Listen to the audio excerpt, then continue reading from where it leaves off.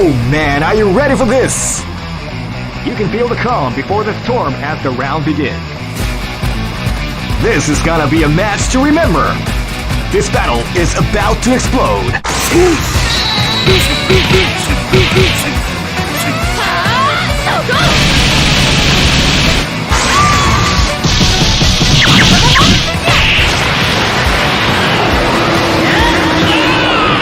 Banished KO!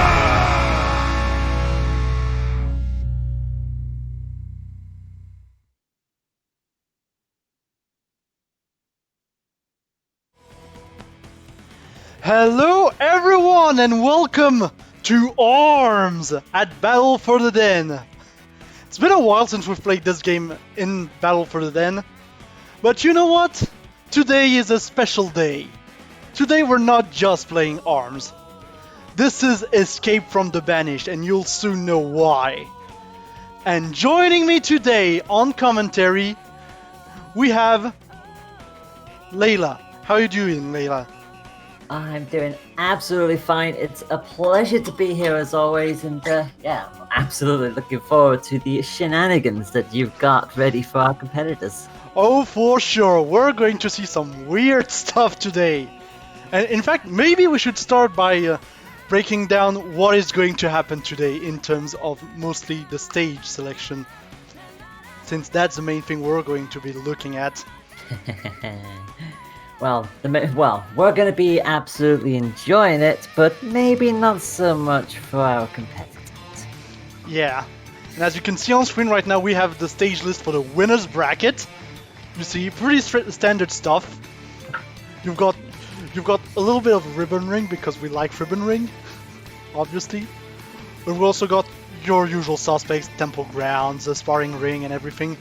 And then we've got the loser's bracket. Ah, look at those wonderful stages. Ninja College, Ramen Bowl, Sky Arena, Ribbon Ring, Spring Stadium for the starters. I mean, some of those are not so bad. Sky Arena, I'm always fond of. But their counter picks are where this set shines. Cinema Duck, Snake Park, and name redacted. We've got all the stages today. All the stages are in play. And so we're going to be looking at the winner's bracket and at the loser's bracket today. This is going to be a fun time. Let me just set up the lobby. There we go. We've got the stream lobby. I'm soon going to be able to get everything set up. We haven't processed check-ins yet, so like last second check-ins can be done right now. Yeah, there's a couple of people I know that are still on that waiting list, but before we wait to get confirmation on those, it's always worth saying that I think the last time we did an ARMS tournament was Blame It on the Netcode, if I remember correctly, and for that one we had, I think the only two people that are returning for the time being are Slayer Pikmin and Slacks. Slacks came third in that tournament, and Slayer Pikmin got the runner-up spot, so maybe you want to go one better this time round.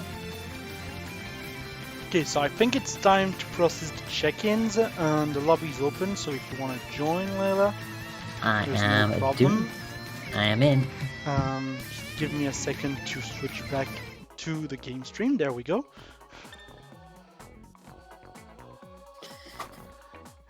And yeah, the losers are looking scary. Or fun, depending on your definition of that. I mean, scary for you, fun for us, viewers. It's all fun and games until we have to fight on them as well.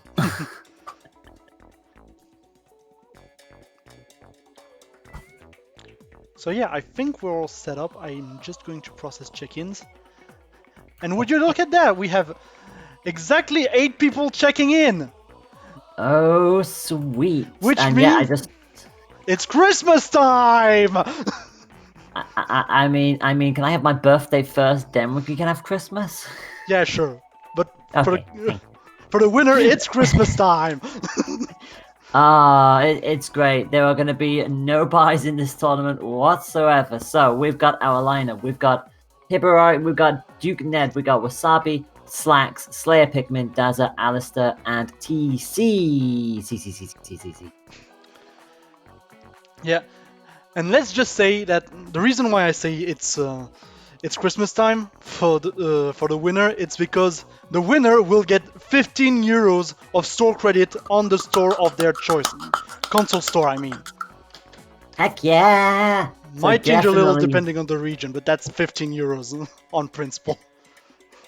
So yeah, definitely not going to, definitely no pressure on our players whatsoever. Although having said that, it does also mean that if you get knocked into the underground bracket, you now have a lot of pain to go through if you want to. But at the same time, you now have the inspiration of you've got that card in sight. You can do this. You just have to get through our wonderful selection of stages down there. Okay, so now let's call winners round 1 because like it has to start with winners. We can't change that. Oh yeah, it absolutely has to. And our lineup is Hebirote versus Duke Ned, Wasabi the Inkling versus Slacks, Slayer Pikmin versus Dazza, and Alistair versus TCC. Okay, Well, out of those, where do you reckon we might go? I think we can see like Wasabi and Paul. I think Wasabi and Paul is fine as a starter.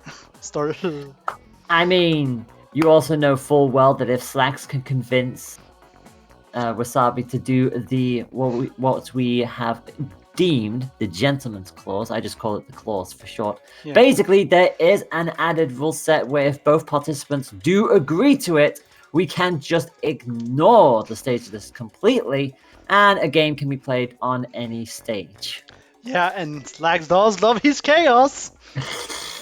Yeah, Slacks. Anytime we have Slacks in a tournament, we either have serious Slacks or we have chaotic Slacks, and most of the times, it's chaotic. if they can convince the other person to do so, it's just pure chaos all of the time. Yeah, and I mean, like this kind of setup just reeks Slack's energy. Let's be honest. You never know, he might lose on purpose just to be around all of the... He could. He absolutely could.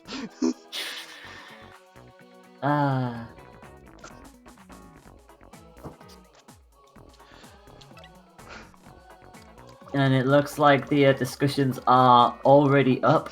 Yeah. I love the fact that Slacks immediately asks, "How are you feeling?" And Wasabi responds with, "Oh yeah, I'm feeling fine." I don't think that's what he meant. I definitely don't think that is what Slacks. Oh, I've just lost my hair bubble. Oh well, it's gone off somewhere. I'll find out later. So here's the and thing. well- Which characters do you Okay. think we're going to see today? Like, Well, we know Slacks will play with everything. Yeah, Like, obviously. again, Slacks is one of those people. Like you'll have different types of people when you play any kind of fighting game. You'll have people who like to main a specific character, and then you'll have people who will literally try and learn every single character in the game and is not afraid to just switch things up on the fly. Slacks is one of those people. yeah, he even switches up the sets, like except on Mommy, obviously, but he doesn't like to switch up the sets that he makes every character use. Yeah. And as a result, and obviously with a game like ARMS, where you have so many different ARM variants and also the characters and the abilities on those characters, every single character switch is a completely different playstyle as a result, because you can't always use the same arms throughout every single character. You can, but you wouldn't get the best out of the character and the abilities that they have with those specific arms. I mean, even then, you could have the same character and change up the arm set and have a completely different playstyle. Oh yeah, that also works. That really does keep your opponent guessing wildly. But it's also a lot more for you to learn as well. Sure. Like, ARMS doesn't look like the most complex game in the world like that, but there's a lot to learn in that game. Yeah, I was gonna say it's like when you actually look into the nitty-gritty of every single thing. You got the 3 different weights of arms. You've got some very unique arm options in there. Like for example, you've got the lockjaw, one of the more unique arms in the game, where it fires off a projectile and then follows in with the rest of the punch. Pretty much no other arm really does that in this game. Then you've got the dragon, which has its own laser. You generally experience those from long range. Then you've got the poppers, which can be punched through with anything, but they're very light. You get the general idea. The second you start listing off what each arm does, suddenly you realize, oh, okay, there is actually a lot more to this game than I first thought. Okay, so let's see, which stage are we going to start this tournament on? That's the biggest question right now. Yeah, between these two, that really is the biggest question, because we could go into the usual 1-to-1 ban system that we generally implement on a lot of our tournaments, or we could see literally anything come up. We just don't know. And like Slacks will always be happy playing wherever he ends up being. So it always comes down to what their opponents are like, and we're just waiting on Wasabi to ready up and get everything set up. But yeah, we'll see how they both feel. Yeah, we'll see. Right now I'm just trying to handle everything at the same time, so it's not really convenient, I will say. Yeah, it looks like Slacks has just thrust it onto Wasabi's choice, because it's just like, yeah, Slacks is like, just pick wherever, and it looks like Mausoleum is going to be the option. So yeah, we're going to start off nice and simple and straightforward. Yeah, Mausoleum is a nice like starter stage. It really is a full-on spherical stage with no gimmicks, with the exception of the trampoline, but that isn't out straight away. You have to knock your opponent down onto it, and it crumbles a couple times. Then it will show off the trampoline. And at that point, do you go in with a character that, you know, they don't work too well with the trampoline, but they'll be just good at straight up boxing anyway? Or do you pick a character that could just flat out negate the trampoline, or just excels with it? In the end, it's just a matter of how you use the trampoline, to be fair, once it's out. But again, yeah, it's not out all the time, and there are some characters that are much better at breaking open the trampoline than others too. Oh yeah. Let's just say Mummy Slam. Well, I mean, it's their stage. Yeah. it is their stage. That's the point. The thing is, I say that stages are designed to sort of like bounce off of a character's abilities, but that isn't always the case, because you've got Via Dawson, Lollipop, and those two don't really go well together for Slurpee.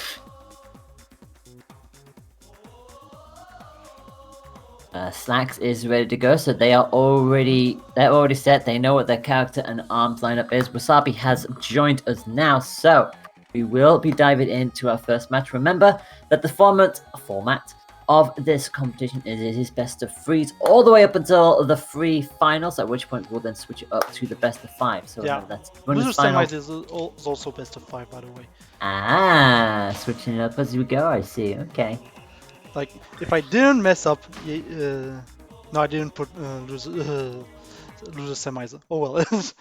I need to stop making haphazard copy paste. And here we go for our first match of the day.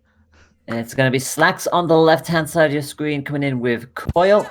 On the right-hand side, it's Wasabi with the Springtron. So, the creator versus the creation. Exactly. And already Springtron is grabbing and everything, trying to do the AMP. Just Springtron things. Meanwhile, Coil is just floating everywhere, as usual. Again, Coil things. And so far, it's Wasabi who has the much better start here. Again, the EMP deployed gives them that little bit of speed, as you can just see them just nip on away. Finally gets caught by I was going to say the Ram, but it was actually the Roaster that landed that hit. But look at the health gap already. Slacks can start to bring this back, but they've got a long way to go. Yeah, this is definitely not looking good in this first round for Slacks. As I say that, and he gets KO'd. You know, I guess commentator skills, but not really. Yeah, Tron very much playing on the aggressive side of things. Went in with double chill, now going to come in with the double roast. And will Slacks decide to keep them? No, actually no. We are going to see a roaster still, so we have 3 roasters and a Ram, so all fire. So nobody wants to use any other element. Then again, we say 3 roasters. Core can have another one. But here's the MP and into the rush, and that is unfortunate for Slacks. Yeah, Slacks committed just a little too early, and Tron not only gets away with it, but yeah, dodges the rush as well. I think this is a very one-sided match right now. Yeah, Wasabi is putting in all of the time here. Slacks is getting completely bombarded, finally getting a couple of hits in, but again, the damage has already been done in terms of what Wasabi has been up to. The Rams are starting to come on through, and again, Slacks gets a good time grab. And it always seems to be that Wasabi just can't get that last hit as quickly as they want to. Gets put under a bit of pressure, but does quickly seal up a quick 2-0 and will lead the set by 1 point to 0. Yeah, in the end, it didn't really matter that he got hit, like, and hit at the end. Like, the deficit was too big, and Slacks just couldn't come back. But I think, knowing Slacks, he's gonna change up for the next game. Yeah, he will absolutely change. That setup did not work for him at all. It's like saying Russian regional is impossible. But yeah, credit to Wasabi there. Played on the aggressive. Didn't really give Slacks the chance to have Coil get that third arm up. Like, we didn't really see Coil utilize that in any way. And even when trying to go for the rush, Tron had that red and just dodged straight out the way. So really well played from Wasabi, able to get the hit and also get the reads where they happened.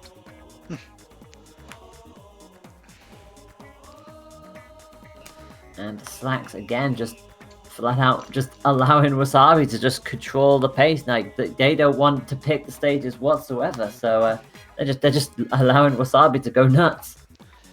Yeah, I mean, Slacks is his biggest enemy, let's be honest. In that sense. You'll always have Slacks allowing his opponent to choose, but not really the best pick for him. It's like, I could be able to counter you, and Slacks is just like, okay, well, we'll see.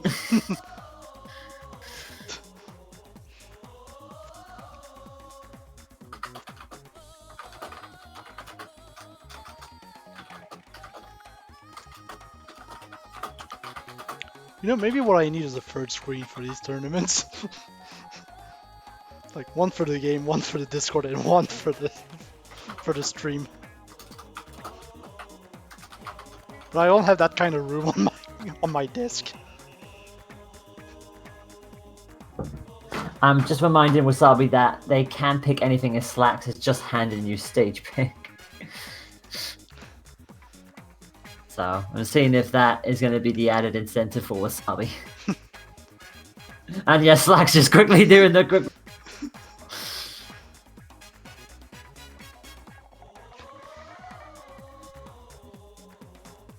Wasabi says he's lost the stage list. Just press X. Yeah. Just press X. You'll see the stages immediately. Yeah, like let's do that. We've got the full list here on the stream. Oh bless. That's unfortunate.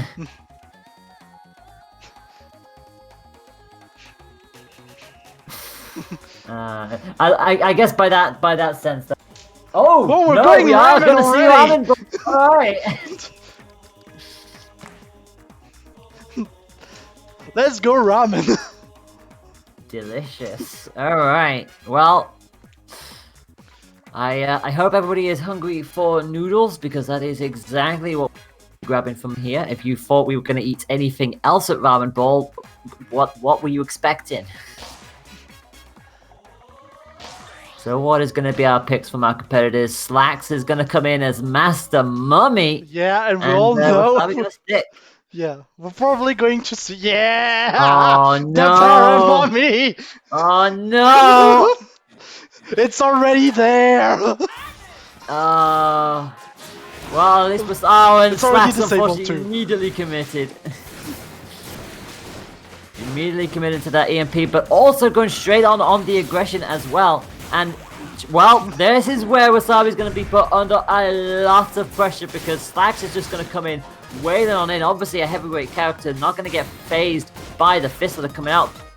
And just consistently hitting with big time slams. Yeah, like The pressure is unrelenting from Slacks right now. But the rush will connect and punish that haphazard throw. Well, not throw, but you know what I mean. I know exactly what you mean. And another good read from Slacks. Oh, they were hoping to try and get another shot. Wait, it's a double KO! No way! In round 1 of all places, we get a double KO! The umbrella hit at the same time as the roaster. We've got the magic trade! And Slacks already opening up the second round with a grab, but it will not land. Like, Wasabi using the chiller right now to do some very effective freeze locking. Yeah, definitely trying to slow Master Mummy down even further than they already are, but another good shock from Slacks. Gets a nice big time grab. Just about missing on that grab, but does follow on through with a double powerball hit. Yeah. Won't get the full rush though, but yeah, here's the rush from Wasabi, punishing the grab pretty much. And immediately gets buffed up via the EMP. It's a really good strategy to use if you have the ability, but Slacks again just letting these punches come wailing on in. It's allowing them to heal back up, and Wasabi was just chaining into that. Pretty much positive on health on this this interaction. Like, you always hear positive on block, but how about positive on health?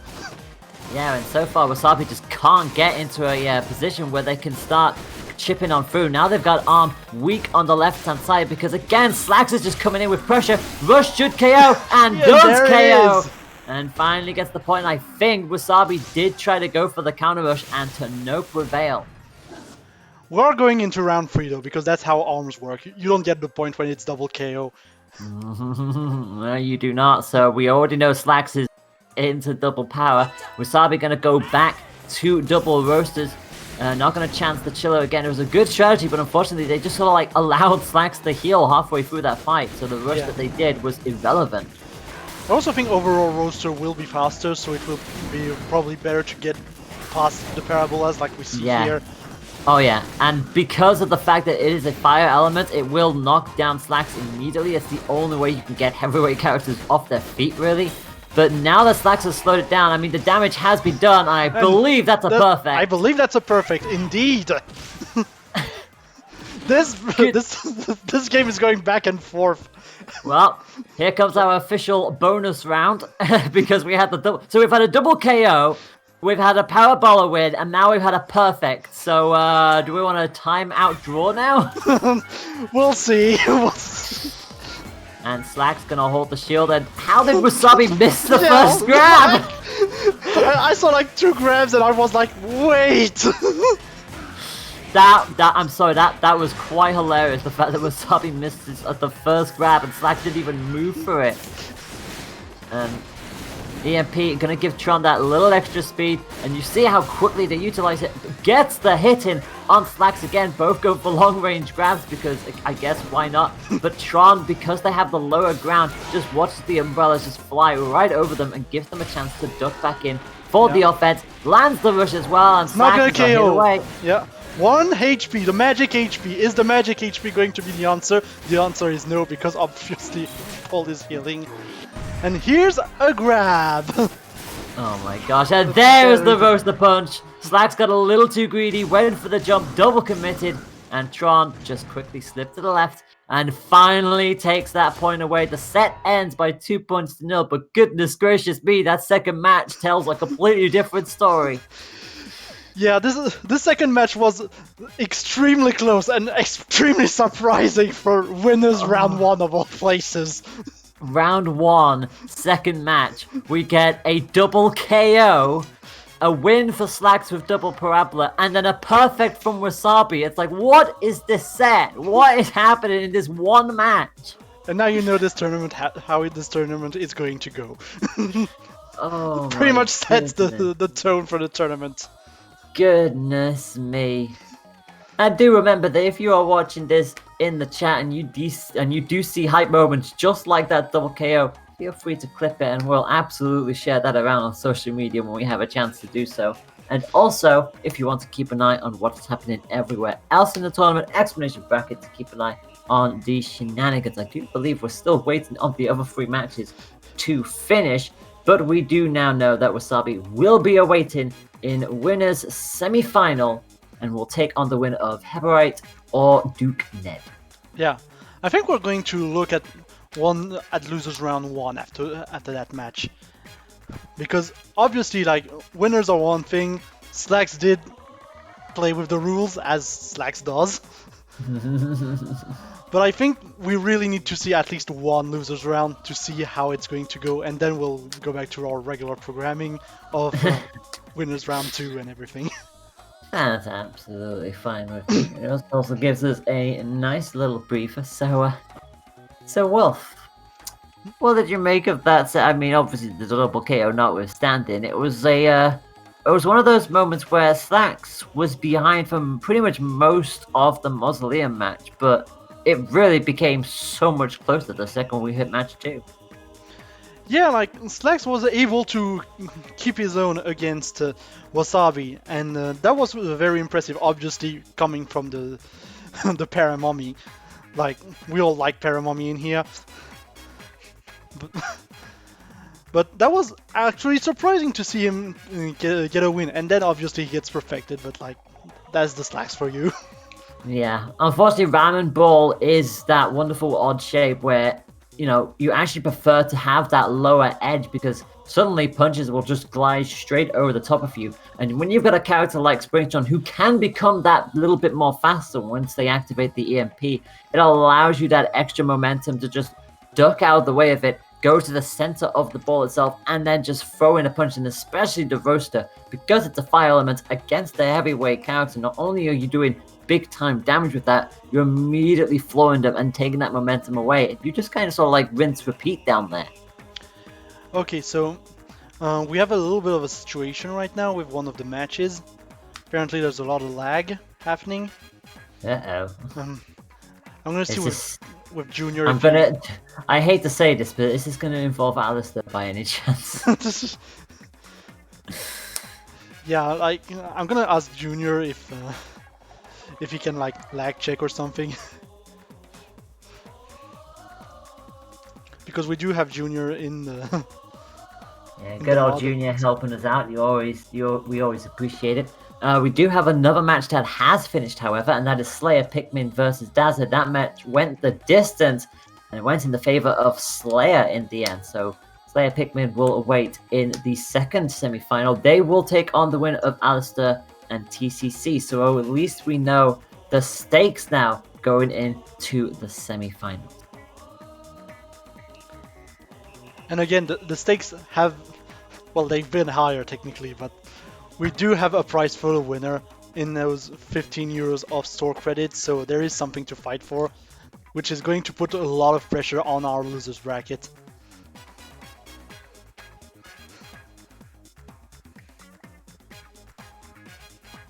So it looks like, from what I can see, and I think the best way to describe this, but the best way to describe what's going on in the match that has the lag dispute is they are literally playing in Blame It on the Netcode at this point. Yeah.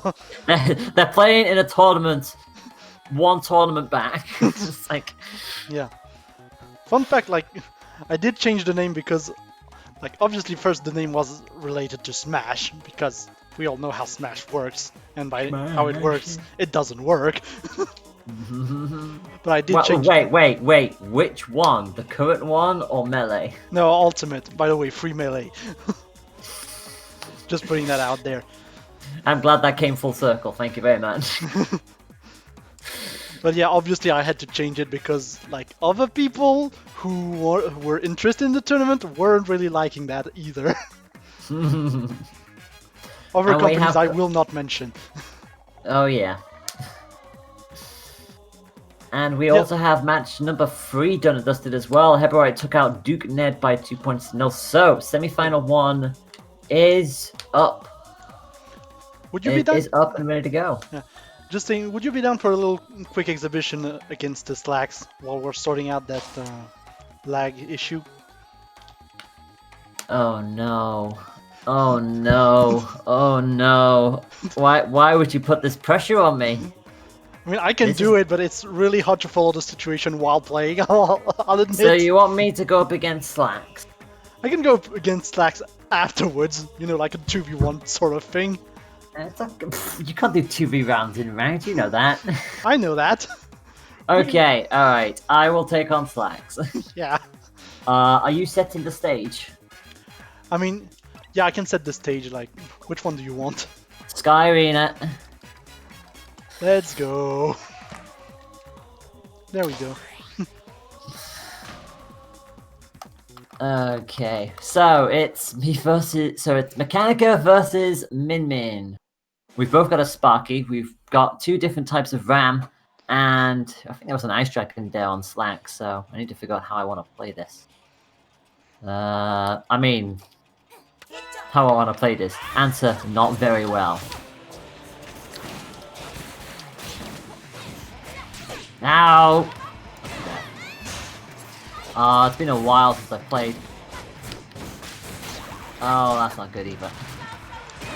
I played like a week ago, 2 weeks ago maybe, and my Paramount was doing better than my mechanic. That was awful. Hooray, I gotta hit him. No! Ah.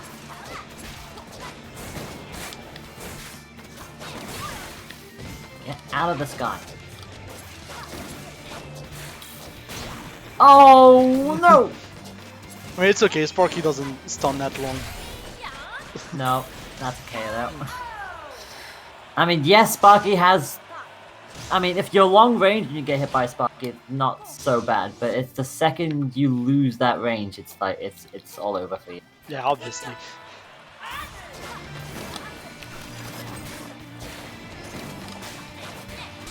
Ah!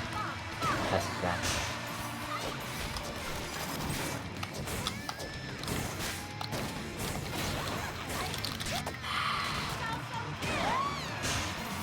You all get to see how bad I am at this game. And it seems like the situation is sorting out. It seems that Alistair is going to drop out of the tournament. Unfortunately, with your lag. Oh.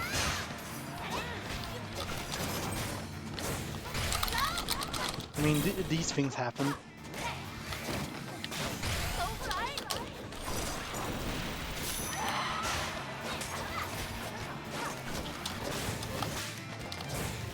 Just updating you all.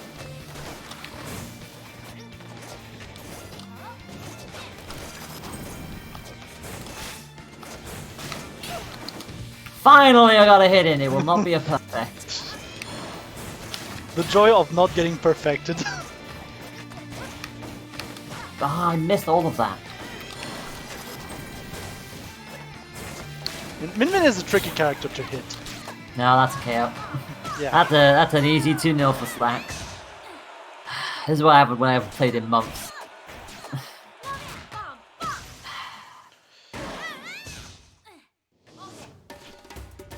Okay. Be time to drop out Alistair, and then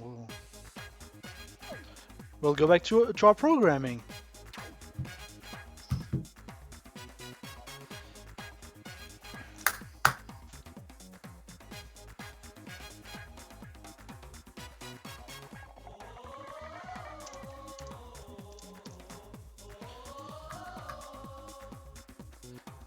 So the question is, do you want to see Slacks and losers? Now. Let's not keep the Yeah. semi-finalists wait. Yeah, Since we've already got a forfeit down in the underground bracket, I feel like just continuing on the let's just semis will be a good idea. Yeah, let's just continue with what we have here. So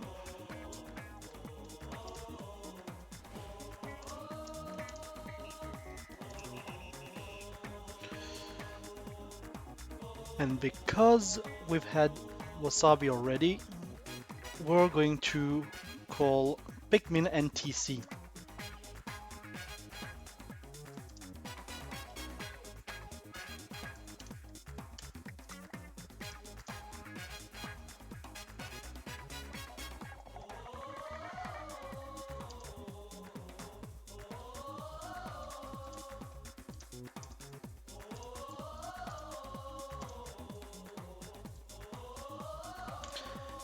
There we go.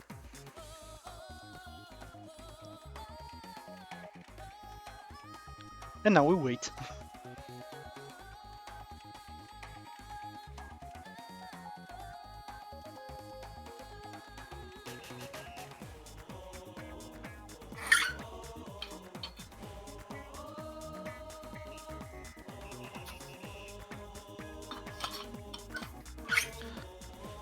I also put it in the wrong chat, but whatever. Let's just do that real quick.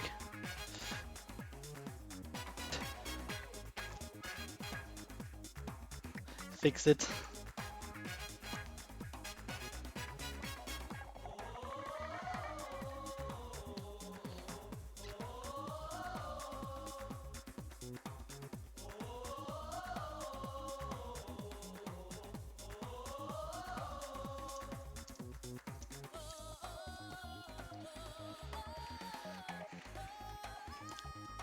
So let's see. We have TC and we have Slayer. Well, we know from last time we did the ARMS tournament, which was the Netcode tournament, Slayer came all the way to the grand finals, lost out to Game Master Tom in that tournament, so we know that they've got the experience on their side. So this is the question of what can Taco Cat bring to the table? Yeah. Apart from tacos, naturally. Yeah. Naturally, you know.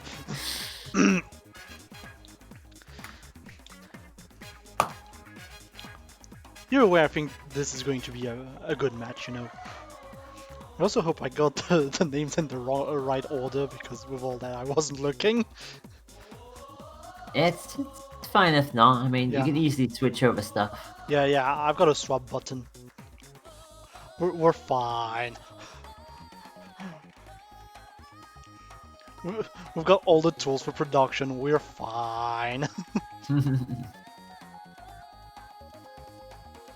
So we are just gonna wait on our two players to figure out what stages they want to take us to, and also get the character selections done as well. But it's mostly the stages that we are waiting to see between the two of them. Both had very different sets to go through. Slayer had a free match with Dazza, and obviously we know Alistair and TC had the lag issues, so can't really judge TC on that one alone. So it should be an interesting set. Yeah, it seems we're going to Mausoleum for the first match. Got Brass and Coil. Yeah, for the second time in Mausoleum, we're gonna have Dr. Coil today. Nice to have the two endgame characters. So Slayer coming in with the toaster and the hottest slaps. Oh, No, no, yes they are. Yeah. Yes they are, haha! And Taco Cat essentially coming in with triple toaster. Essentially, yes. So we'll see. I think the slaps will be really good at going around the toasters, but again, that's like 3 toasters. What are you gonna do against 3 toasters? Hope that the slap hits before any of those 3 do. Exactly. Right now, it is pretty even. Like, obviously, Taco has the rush right now. Slayer should not have the rush in so long, but good punish here from Taco. Yeah, unfortunately, Taco just immediately closed right up the Slayer, who's still committed to that punch, and Taco just went, yep, thank you very much, you're not moving anywhere from there, and that's just a clean rush from me.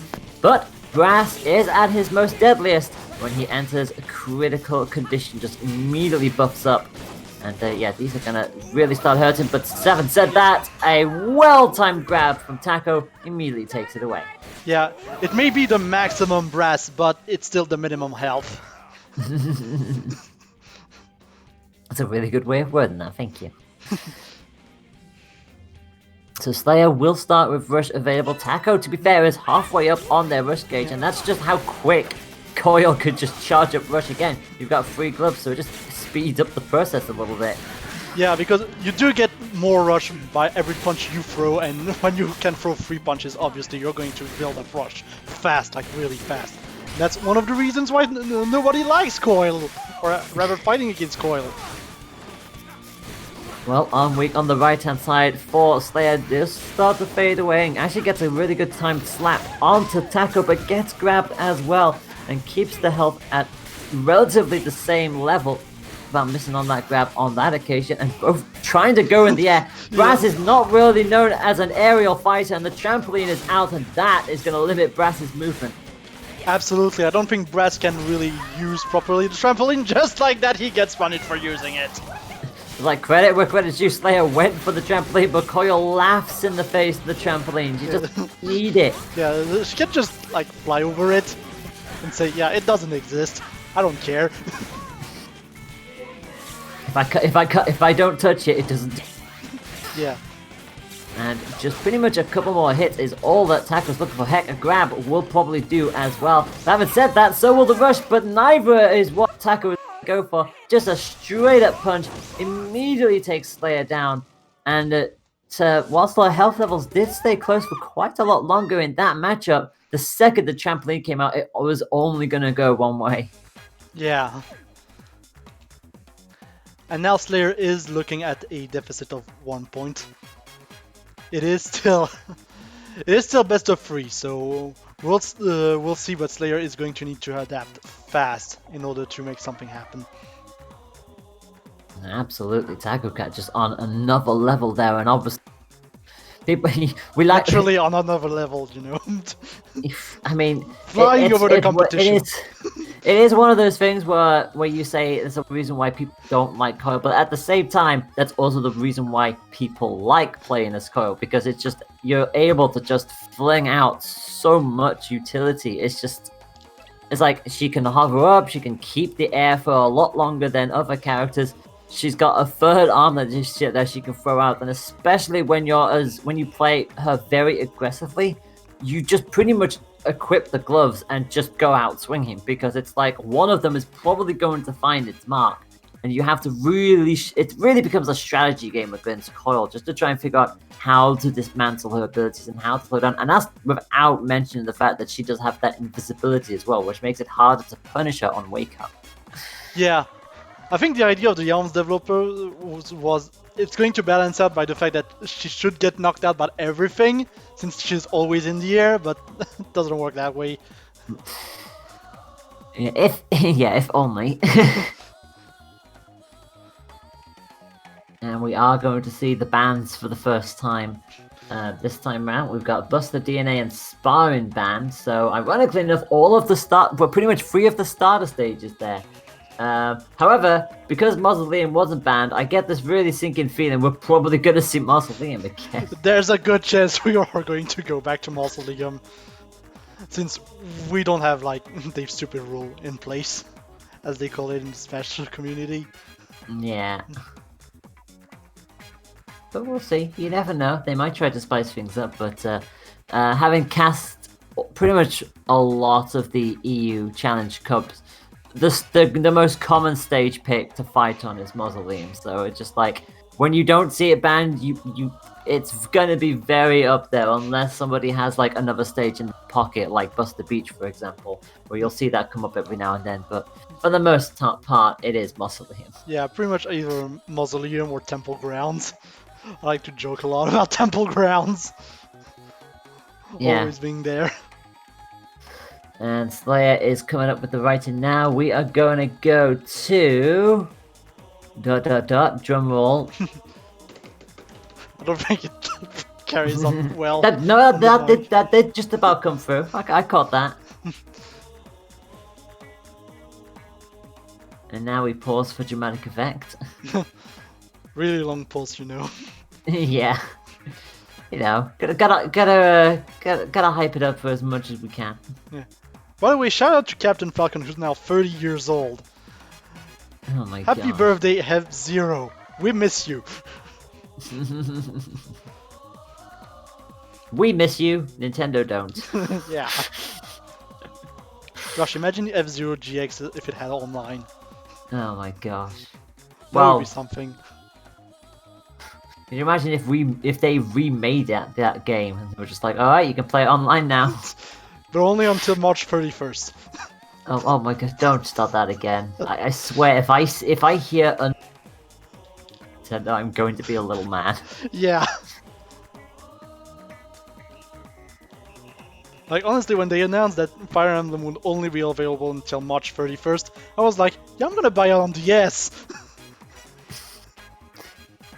When they announced that there was going to be a Luigi's Mansion remake, and said, "Oh yeah, but why? Why? Can you please put on the Switch, please?" I mean, it can't be worse than the time they announced a Bowser's Inside Story remake on the 3DS. You can already play the original on the 3DS. Yeah, again, that was a bit of an odd decision. There we go. Also, we're going to have our first counter pick. I say our first counter pick. We had Ramen Ball, but that doesn't really count. We've got Scrapyard. And we've also got a switch from Slayer as well, Ribbon Girl. And notice the fact that she's got some very lightweight arms back there. We've got the Scully and the Slap as well coming back in. Yeah. And on the other side, we do have a Hydra, which is very good as an anti-air. Catching Ribbon Girl off guard and jumping. Yeah, but having said that, there's a lot to jump around in this stage. We've got the two pillars in the middle, we've got some small height deviations, then we've got the really tall one right to us, and also it's a bit more boxed in. Sometimes it feels like the Scrapyard is bigger than it looks, but it's actually quite small. It's a very small stage, honestly. You can easily well, not juggled, because you don't have really juggles in arms, but very much pressured in the corner of Scrapyard. These are things that happen. And here's the grab punished by the rush. Yeah, 320, decent, very good rush from Taco Cat. And Slayer having to try and keep that distance here because Coil is just commanding the stage here. Just no matter what Ribbon can do, no matter what Ribbon throws their way, Taco just has an answer for it, and it's just all fire all of the time, and the grab will KO. Taco also has built up a lot of rush during the end of this round, which is going to be very beneficial when going into the next round. But Slayer is pretty much the same, so... Yeah, like, I could see what Slayer was going for, coming in with that Scully, trying to get quick pokes in to try and stop Taco Cat from building anything up. And now they're going to bring in the hottest of slaps as well to try and curve around. But again, providing one of the utilities from Hydra and Toaster could just fire on through first, it won't matter. And especially since it can punch through the Scully at will, 270 rush, and Taco Cat again in control. Yeah, he gets hit for the first time here, but it doesn't really matter. Like, he can just grab back and do things. Just keep the central area. Pressure. Finally gets hit though. Gets caught by the slap. Yeah. And right now, just Slayer cannot. Well, he can get a hit, but you know he cannot get in coil, and the rush will miss, and it's going to be punished by the grab, unfortunately. Now will Taco Cat just go for the quick poke, or will they go for the rush? They wait for the... Yeah. Like, you know, it's extra weight, it's gonna go through everything, let's just go for a rush. Yeah, you may as well, and with that, that is a 2-0, and, well, Coil is unstoppable. I've said many times that I don't think Coil is as bad as people pretend, but, like, she's still a really good character. In the hands of a good player, boy howdy is Coil. And that is exactly what we saw. So Taco Coil, or Tacoil, there you go, Coil. They move through into winners final. Who they will meet there? Well, it will be between Hebirote and Wasabi.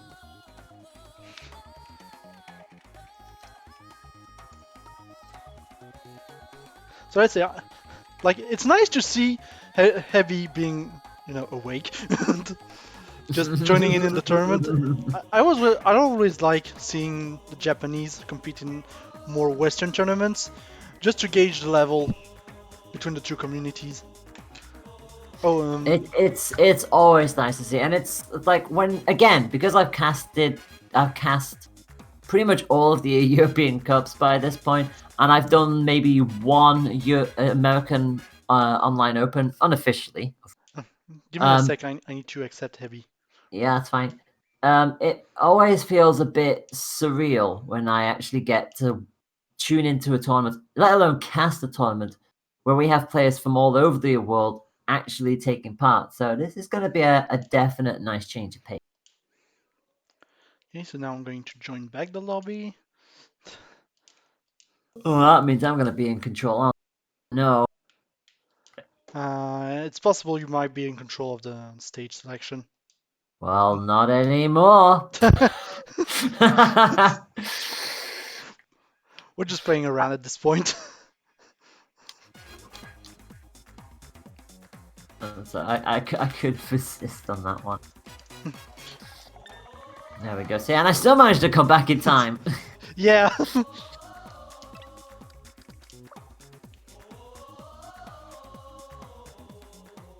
Meanwhile, down in the underground bracket, we know that Dazza gets a bye into underground round 2. They will take on the loser of 7, which is this match between Hebi and Wasabi. Above them, however, Slayer will take on the winner of Duke Ned versus Slacks. That match is still ongoing. If you'd like to keep an eye on how that result plays out, you've got exclamation bracket in the chat if you would like to have a look-see. But yeah, we are just waiting on our second semi-final so that we can start another best of 3 showdown.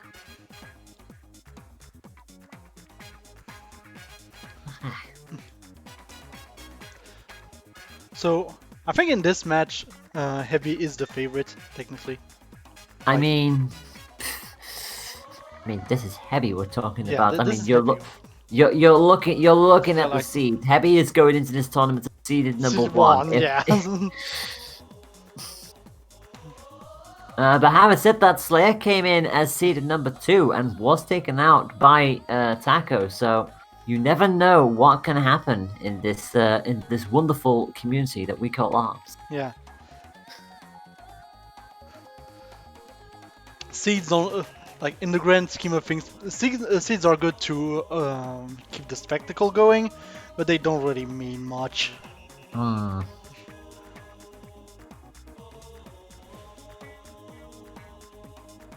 I mean, we say that, but the seeds really only come into play when it's like a regular tournament happening. And I think people in different communities in different gaming groups could definitely say the same thing. Where a tournament that is very staggered is a lot harder to seed against a tournament that happens like every week or every 2 weeks, because at least that way you've got a consistent chain of stats to look at, and it's like, okay, yeah, this makes sense. This person is being a lot more consistent than others. They are the higher seed, etc., etc. And it goes down from there. So it always does come down to that. So with a tournament like this, it can be hit or miss if the seeds live up to that regard. Yeah. Add to the fact that obviously we have the worst stages in losers bracket, and that can add a lot of variance to a match. Obviously, going one way or another. Oh, absolutely. And speaking of the underground bracket, we have unfortunately lost Slacks. They are going to be taken out of this position, losing by 2-0 to Duke Ned. So underground round 2 has 1 match ready to go then, and that is Slayer Pikmin versus Duke Ned. Yeah, unfortunate that Slacks didn't really play in his environment. He didn't really get to play, but you know, things happen. That's just how it happens. Like, you know, communication errors happen. It's Nintendo. We do know. Give me a minute. I'm gonna recreate the lobby so I can be in control. Oh no. This is messy. This is a little bit messy. Did it hand control to Hebi, I take it? Wait, I can't get back in. There's an issue. I got a communication error. I thought that was you who did it on purpose. No, wait. Did we fall into maintenance or something? That would be the worst. Oh my god, if ARMS went into maintenance, that's going to be heckin' hilarious. If everybody just got kicked right here and now, that is going to be unfortunate.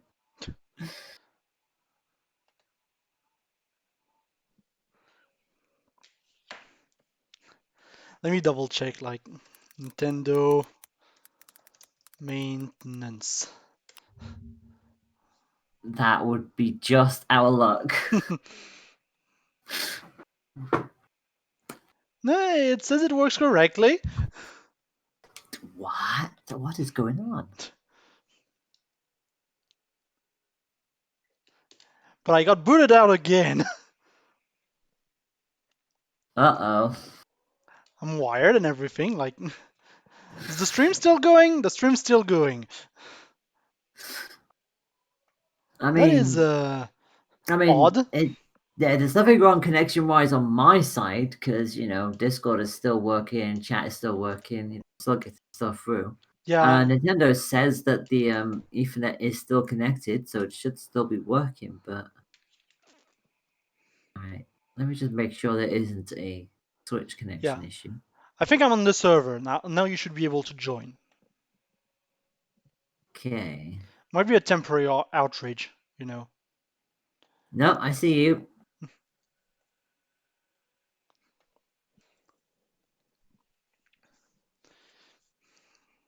Oh gosh, that is not the fight I wanted to pick. Not that it matters. Yeah, I mean, we're spectating. Like, it's okay. Let me just I know. There we go. go back there. So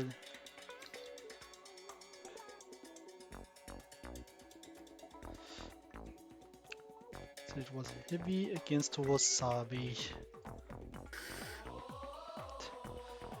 Yeah, that would be just our luck if the Nintendo servers broke down today. Like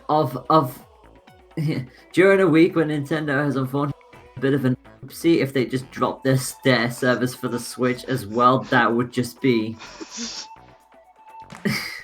like there were a lot of oopsies on Friday from Nintendo. Let's not talk about everyone who got banned for streaming Age of Calamity when it was released. Yeah, it was out in Australia, if I remember rightly. In Australia, getting banned. It's like, guys, it's not how this works. Yeah, and the thing is, they didn't even ban the people who were streaming it before release. Oh, like, dear me. How?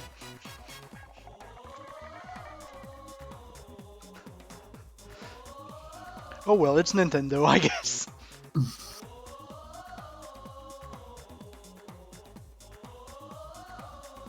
I think, as we like to say at this point, Nintendo, don't do that. Yeah. Alright, bans are finally starting to come up, so we should be getting underway in just a moment. Second semi-final is just about to start, and Dazza, I know you've been waiting down in the ground bracket. It's unfortunately just one of those things. It's been an odd time, of that there is no doubt. Yeah, like that's the issue with tournaments with not many players, that we like to stream a lot of it, and obviously it means that you're going to wait a lot. Which is unfortunate.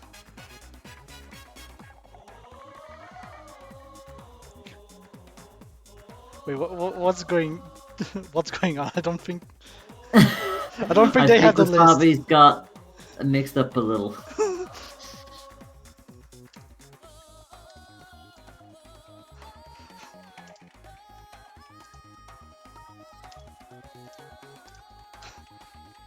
Oh, dear me.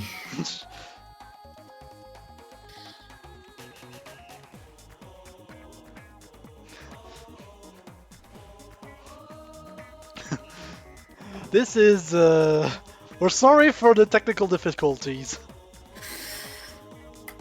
It's, as I have always said in every single, not be a competitive tournament if there was not at least one technical issue happening. Oh, definitely. Especially online, you know.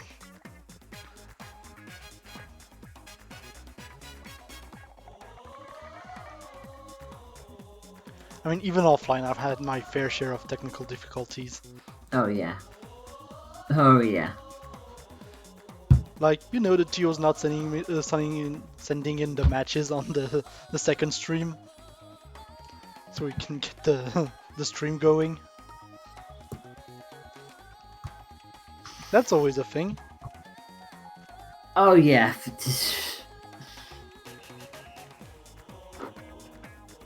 Alright.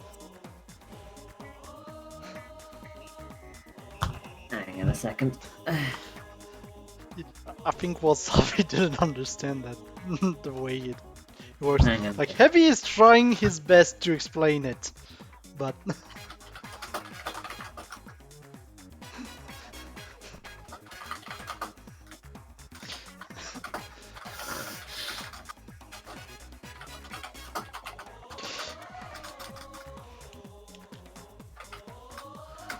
Sky isn't on Sky isn't in the list.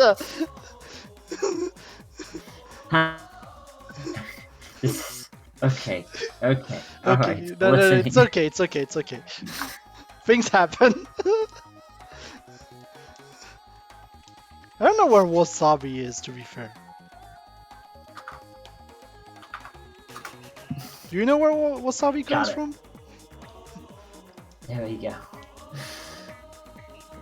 Like, I wonder, just to give us an idea of how worldwide this tournament is, you know. Do you know where Wasabi is from? Wasabi? Well, player Wasabi. Oh, yes. Sorry, I thought... I was like, wait, what?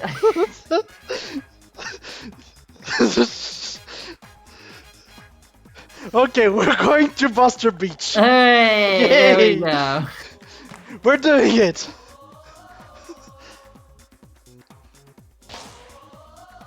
Okay. The match started. Yay, we got Cobra Ditto. Yay. Transition, and here we go. Oh my gosh, and they're the same arms as Same well. arms. What? How did this happen? No way. It's a follow! My friends, this is unheard of for a competitive tournament. Yeah. Both players are using Cobra, both players are using Clapback and the Boomerang. Well, I guess that's what I should expect from a tournament that has all the stages in play. I guess. Oh my goodness me. Well, there we go. So, Heavy on the right, on the left, even Wasabi on the right hand side. Not gonna get confused in the slightest, and Heavy, well, they're basically both just trading off with the clapbacks at this point. Yeah. Both have an arm that can send the arm of an enemy player back towards them, but unfortunately, because they're both using clapback, it doesn't only works with the boomerang, Yeah. which is designed to go around it. So it's just like, Yeah, you can't really counter clapback. It doesn't Yeah. work that way. oh my goodness me. Well, Heavy has the slight health lead for the time being. Rush is going to come out, but Wasabi is far enough away, gets the shield up, no damage done. Yeah, this is a very slow-paced game. Like, when you've got two clapbacks coming at each other, it's going to be a very slow-paced game, obviously. So, crucially, does Wasabi want to try and go a little bit more aggressive here? Bearing in mind they have Rush on hand, but it's a very awkward Rush to land. They're going to try and go for it, but it's going to bounce off the clapback. Catches on the tail end of it, but Yeah, I only don't- 95. I don't However, think this is gets gonna, another is hit. this gonna be enough? I'm not sure. I don't know if it'll be enough. They're just missing on the rang. It should go to Heavy, and it... It No, does it go goes to to Heavy! What is this? It was almost a draw. But My Wasabi goodness gets me. the first round. Like, what is this? And they're both gonna stick with their respective Stick arms. with the guns. Oh my goodness me, this is... I'm glad I easily invited one- you. What a difference this is all being. Like, you're so used to seeing the same thing over and over and over again, and then suddenly you get a ditto this. like this. They won't even get the full rush. Like you just fall off from that kind of rush. I feel like this is not a good combo for a rush. It really isn't. The Rang is such a long-range arm that you try to utilize, and the clapback isn't going to catch up in the nick of time to bounce off before it hits the floor, especially if you're at range. So it's just like, it really is just you having to just hope that the Rang hits way more consistently than anything else. Rush is going to come out, but nothing for Wasabi this time around. And yet, look at how little they hit each other. Like, look at the health. We have 35 seconds until the end. This is the slowest paced game I've ever seen, I think. With the fastest character in the game. It's such a defensive battle. Wasabi is barely behind here. Heavy just has a slight lead. Both bouncing off of each other. Tries to go for the rush. Gets the rush. Actually hits with the clapback. And that should give Heavy the point. Yeah. Another boomerang. I mean, there's still the rush in play. There's still the rush in play. Don't. But yeah, this is going to give it the key. Yeah, there was no way Wasabi was getting that much damage back, especially going into critical. So one apiece here with this very interesting matchup. They're both going to stay with the boomerang, and it's Wasabi who immediately takes the first damage. Yeah, and well, I don't even know what to think, you know. Like, I like to say that ARMS isn't as slow as people think, but like, this is not helping my point right now. Normally it is not this slow. And I thought Wasabi did get the hit there, but apparently the shield got up just in the nick of time, and Heavy will cancel out the rest of that rush. I think what happened is just that he missed the win, so he didn't get the win confirmed out of that. Which is unfortunate. That would have definitely been good damage. Having said that, they find another way around with Boomerang and can't get the shield up in time. Yeah, Clapback is going to connect, but this is a very small rush in this match. Like, Heavy is still ahead, but like not by that much that it's not recoverable, you know. Yeah, but Wasabi does have rush advantage right now. And another hit with the boomerang. They're starting to get a bit more consistent with it. But having said that, so too is Heavy. They're getting more and more confident to go for these. And the clapback extends out. Will this be a hit? No, it's not. It's not. I think we're going to go to another timeout at this rate. Well, you never know. Wasabi is in critical, and he is 20 in critical, seconds. And here comes the rush. Oh, it's cancelled! Wasabi cancels the rush. Now, if they can land in another rang here, this could change absolutely everything. Both are going to cancel out. 5 seconds left on the clock. Wasabi won't get a rush, so they have to go for some kind of damage. It's not going to happen, though, and it will go to Heavy. 3 timeouts. We got 3 timeouts out of that. Oh, my goodness. What is today? Oh well. We really are having bits of everything in this tournament. Goodness gracious me. Where do we even start to dissect that match? Both went in with Kid Cobra, who is a very slippery, slidey character at the best of times. But they slowed down that character significantly by coming out with the clapback and the boomerang on both sides. Like, even in the Discord, they're like, finally! Oh my god. I don't know why Dazza's saying finally. They have still got another point to play, yeah? Yeah, there's still another point to play. But like, that felt like forever, you know? Oh my god, like forever ever? Oh my goodness me. And to be fair to both sides, yeah, it was a very, I mean, of course it was a very close match. Heavy was finally starting to get the confidence to go with more risky plays and trying to commit with that. But Wasabi was getting some decent hits with the Rang as well, so it's just, yeah. Oh, dear me. Okay, so match number 2 coming up. We've had 3 bans from Heavy. They've banned Via, Scrap, and DNA Lab. So 2 of the counter picks gone immediately. Ribbon Ring is still up for grabs. Yeah. But knowing our luck... I mean, imagine what we just saw, but on Ribbon Ring. Like, Ribbon Ring is a pretty big stage overall, and then you have the blocks hiding everything. Yeah. It's going to... Man, don't you still have the heavyweight box that spawns in it now and then as well? Well, technically you do not have the item boxes, so they're all like completely they're not tangible. It's I meant the boxes that actually stop your punch.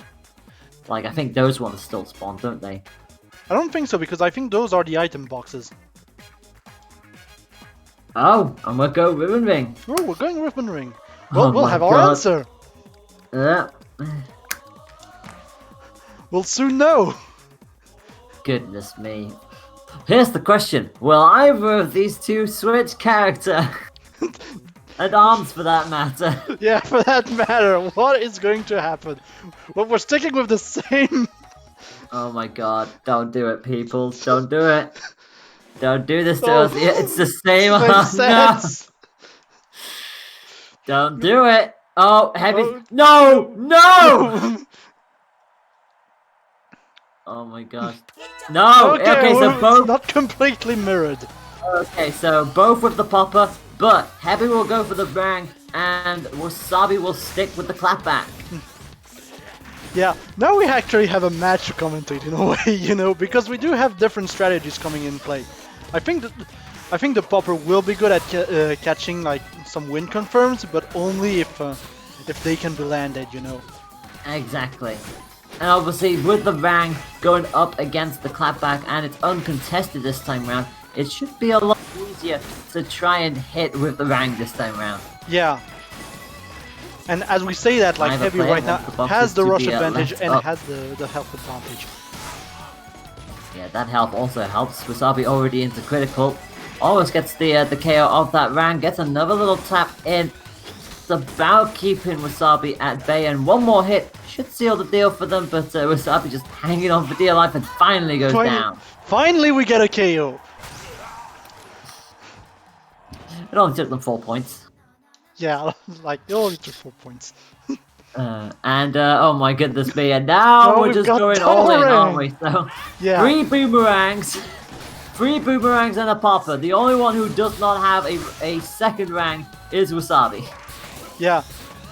And I feel like Popper is interesting just because, like, the boomerang can go through Popper because it's a lightweight arm, but at the same time it can get a little bit around Popper, a little bit around boomerang with not being curved. I mean, It's an Wasabi interesting started off.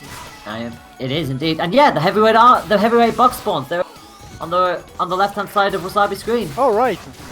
So yeah, that does still spawn. So yeah. So basically, what that does is that if you hit it, it just acts as a shield, basically. That's a wall, yeah. But the rush isn't going to land here on Wasabi's side, and now Heavy has the rush. Maybe to make something happen and seal the deal. We'll see. Oh, they could have done so right there and then, but they're just Yeah. gonna wait. Just There we go. punish. Yeah. He baited out the bang and went straight on in there, and as a result, finally will take this set by 2 points to 0, and Heavy moves on forward to the winners final. What a match! What a match! Oh my goodness me. That That means was... we can, Go on. and that means we can look at losers now.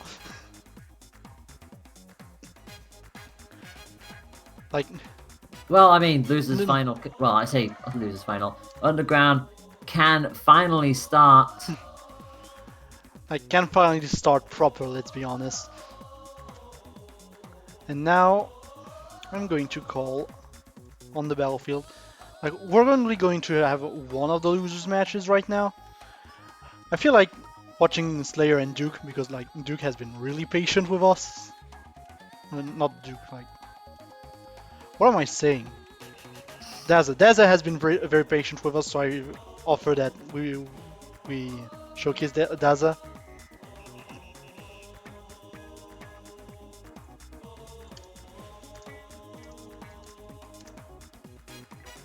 So we're doing another Wasabi match. Yeah, that means another Wasabi. We've pretty much casted all of all of Wasabi's Wasabi's matches. matches. But you know, it happens. That's just how things work, you know, I guess.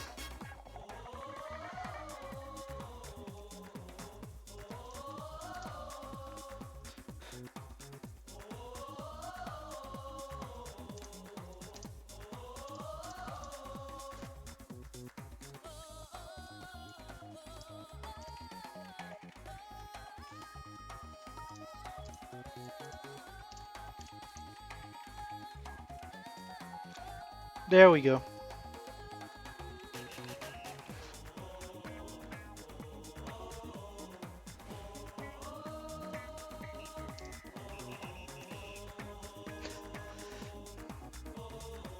There we go. The competitors have been called.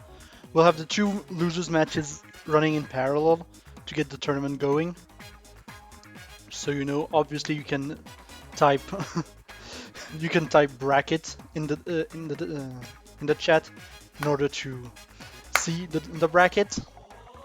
That's a thing that works. So there's that.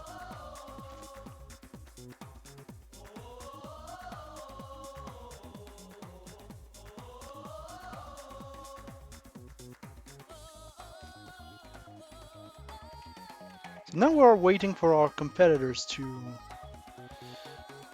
Yep, and we gotta wait Join. for these, and we gotta wait for the stage bans as well. On top of that, so we will leave Heavy and Taco to wait in a winners final. When we get back to them, it will be our first best of 5 of the stream. But yeah, the underground bracket is definitely going to start rolling along now. Slayer Pikmin and Duke Ned will be battling out in their matchup, and the winner of that will take on the winner of this matchup between Wasabi and Dazza. But yeah, we will be back in the winners shortly after that.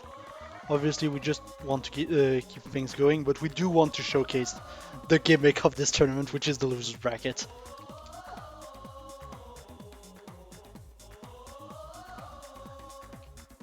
Well, Dazza is asking if he can do winner's side stage lists. Nope. No, like Nope, he can, that's- he can technically. Just it's not us. It's not for us to decide. This is, oh my gosh, could you imagine if they both agreed to not do the underground list? Like, that would be... I mean, it's a thing that can happen, obviously, and I wouldn't be mad if they want to do that.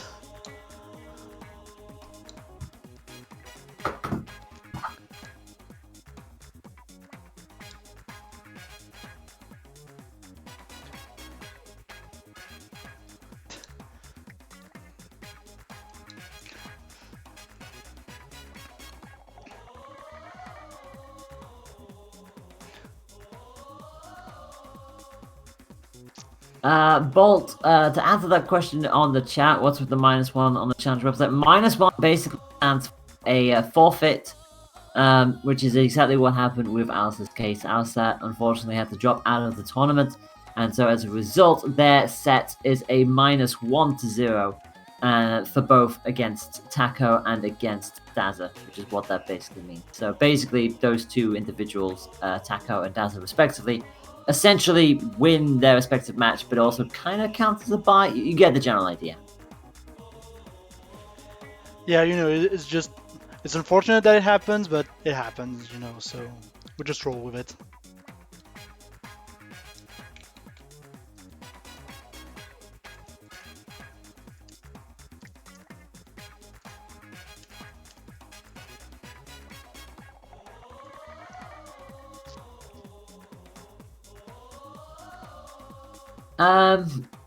It's not that Alistair isn't into international stuff. It was mostly due to the internet connections.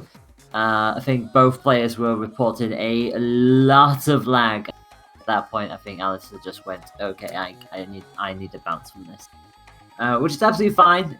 It's that is the risk that is run when you do run international tournaments. You can't always guarantee that a connection will be stable, but it's also why we try to encourage players come in with an Ethernet cable if they can. If they can't, it's okay, but you know, if there is lag, then there is lag.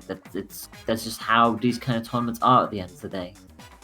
Yeah, that's just. We do have this luck with ARMS that the game works well enough that we can have international tournaments, but it still requires you to have a good connection to handle all that, and most notably a wired connection is preferred just for stability's sake. Mm-hmm.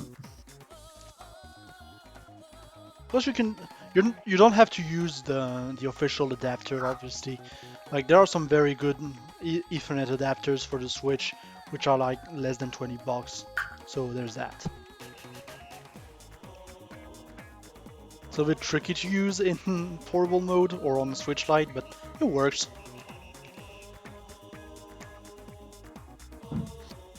Yeah, certainly does.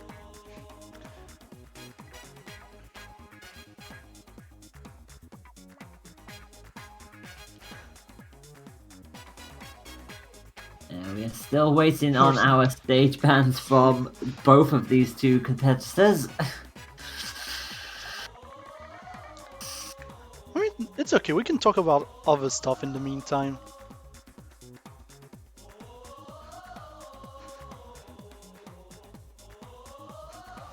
Dazza wants to do slap-acted. I love that. It's like Yeah. Dazza mentioned it twice, and Wasabi Yeah. bans redacted immediately. It's like, Yeah, like I think that's redacted. your answer, Dazza. I Yeah. think that is your answer. Redacted isn't even in the starters list. Like just Oh yeah, also that. Yeah. That is also true. yeah, just for our viewers, let's just show the losers bracket list again. And so yeah, the starter stages are Ninja College, Ribbon Ring, Ramen Ball, Sky Arena, and Spring Stadium. The counter picks are Snake Park Cinema and Name Redacted. Yeah, this is going to lead to some interesting matches. We already have Sky Arena banned right now. Boo! It's okay. We might see it later. We might see it later. It's like it's our first losers match. There are going to be more. This is true. This is very true.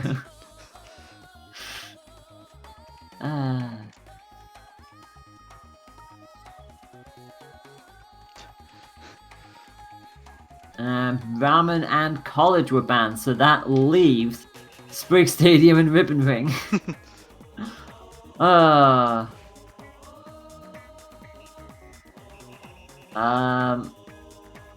Apparently Wasabi needs to add one of us. Yeah, can you just drop your friend code in that stream arena, please? So I don't have to back out, you know. Yeah, I'll need to back out regardless. So hold on.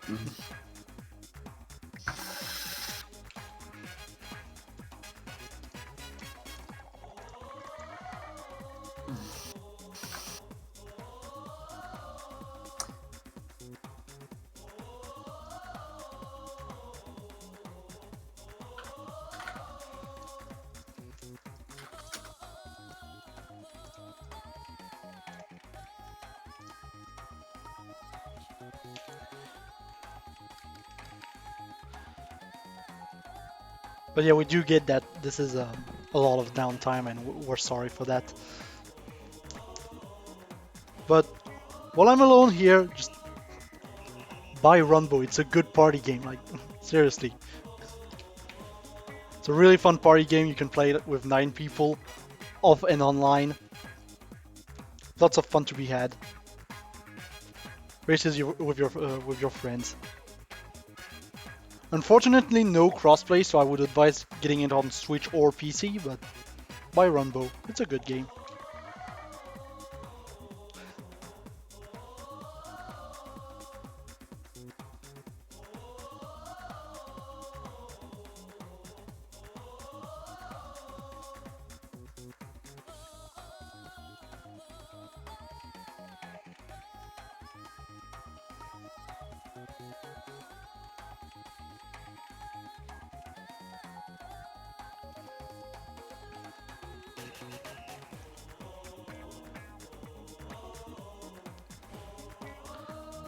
So by the way, how are you doing, chat? Like, I haven't talked to you much right now. Is the tournament going well? Like, is the sound okay? Are you liking the production value? Kind of? How are you doing, chat?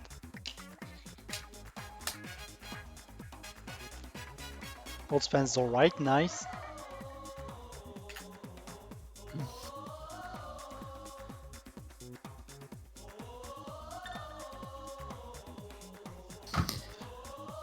Okay, I am back. Hopefully Wasabi will be in just...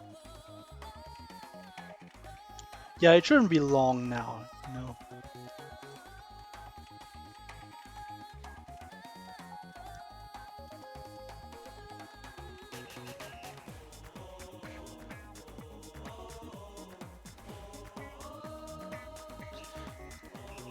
So we haven't solved the question yet. Are we going to ribbon or spring? I mean, it's Wasabi who picks where we end up going to. So between those two, I mean, they picked ribbon ring last time round, so maybe we'll see it again. True.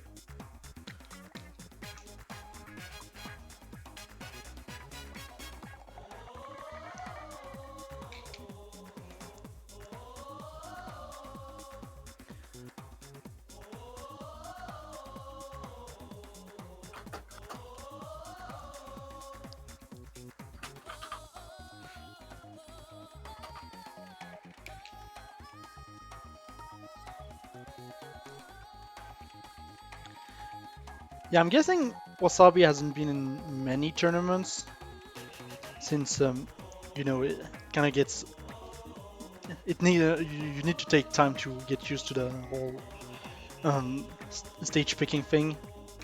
I mean, they have taken part in a few EU Cups. I have definitely seen them play in those before. So Yeah. I know that this isn't their first time playing. They've definitely taken part in a few cups. So I guess it just be like that sometimes. So we're gonna go to Spring Stadium. And then there's the fact, obviously, that rules that tend to change from tournament to tournament. So there's that. Ooh, transition again. So Dazza on the left-hand side, coming in as Ninja, Chiller, and I was gonna say Tri-Blast, but there it is. We haven't committed There we yet. go. Now we have committed. Yeah, now we've committed to the Tri-Blast, and immediately gets leveled by Trons, Chiller, and Boomerang. I think this is going to be interesting for Ninjara, obviously, because like with the dashes you can teleport everywhere, and with the block you are going to teleport. But obviously this is going to be a real issue when it gets to rush, because he will have to dodge the rush, and he won't be able to block it. Yeah, and you can inadvertently get walled out as a result if the timing is down. And here comes the rush in and of itself, and Dazza does get away with it for the time being. A That perfect added mobility, dodge. and the spring as well. The spring was a good platform for them. Yeah, this is Spring Stadium, so we're going to see some spring confirms, like the usual Yabuki combo. Like right now, it's the reverse Yabuki, I call it, because you get the grab after the rush. And yeah, Dazza is going to take this round pretty convincingly. Yeah, Wasabi had a decent start, but it just faded away the second Dazza started to get that momentum. The second they dodged that first rush, it just went their way.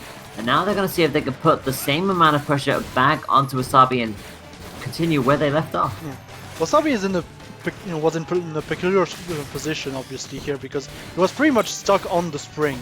Couldn't really get out of it without hitting Ninjara, which is very precarious. But the rush is going to connect this time. Yeah, 270 decides to pop off the EMP rather than go for the extra little 20 damage that you can get from the springs. And so far, they're just dancing a bit around Dazza here. Finally gets the self-destruct. No, it wasn't the self-destruct, it was the Tri-Blast hit. I immedially keep thinking there's an explosive arm on Wasabi, but there isn't. It's just the roaster. No, it's just a roaster, don't worry. But the Tri-Blast is just getting charged and charged and charged, so it's exploding a lot. Ooh, nice rush from Dazza though. Yep. With the extra little... 20 at the end. Yeah, always like to go for those. Wasabi does have rush, so it's really going to come down to whether or not they're going to try and commit to it, and they will, and that should be a KO. No, this is not a KO! Like, I don't think that the extra 20 can actually KO, you know? It's like chip damage.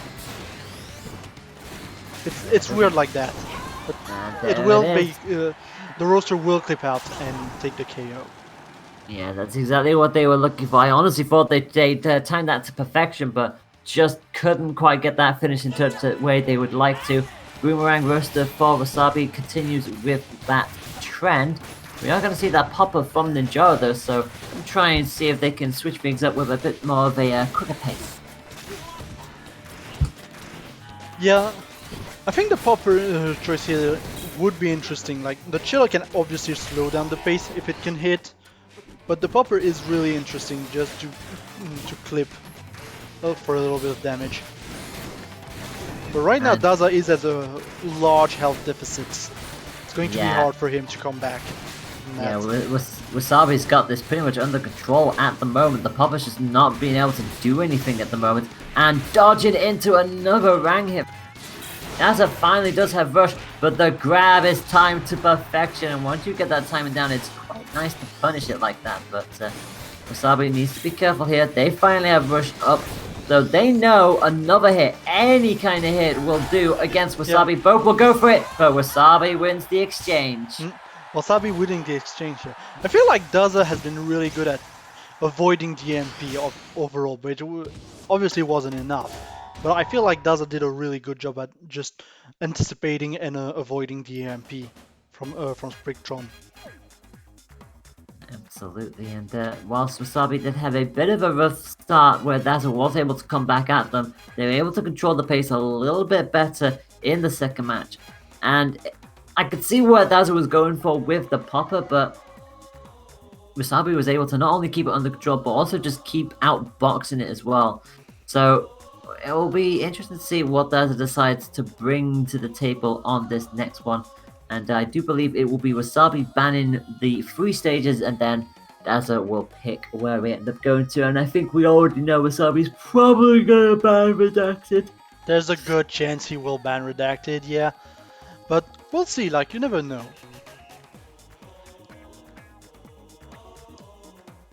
I'm just glad that we get to see a rather even match, you know?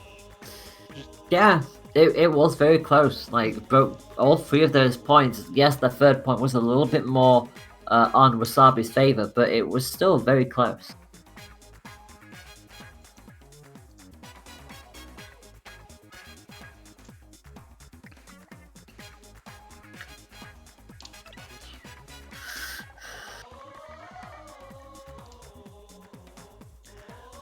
I do have to wonder though, which stage we are going to see. So I don't know which stages in the losers bracket list would help a character or another.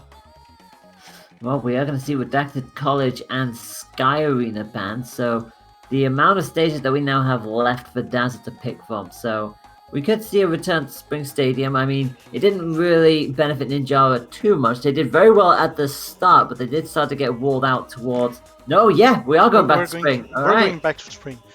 Like, no weird shenanigans here. We are going back to Spring. Like, Spring is still a shenanigan in and of itself, but we are going back to Spring. That's fair enough. Now the question is, will Dazza stick with Ninja? They will indeed. So Ninja versus Tron, take 2. No character changes here. I'm guessing no sets changes either. No, we're not seeing any changes. Nope. Chiller and Triblast this time for Dazza going up against the Rang and the roster of Wasabi. And Wasabi again just getting the first hit. Yeah. So Dazza is going back to Triblast. I'm not sure if that was the arm that was getting the most mileage during the match, honestly, but we'll see. Well,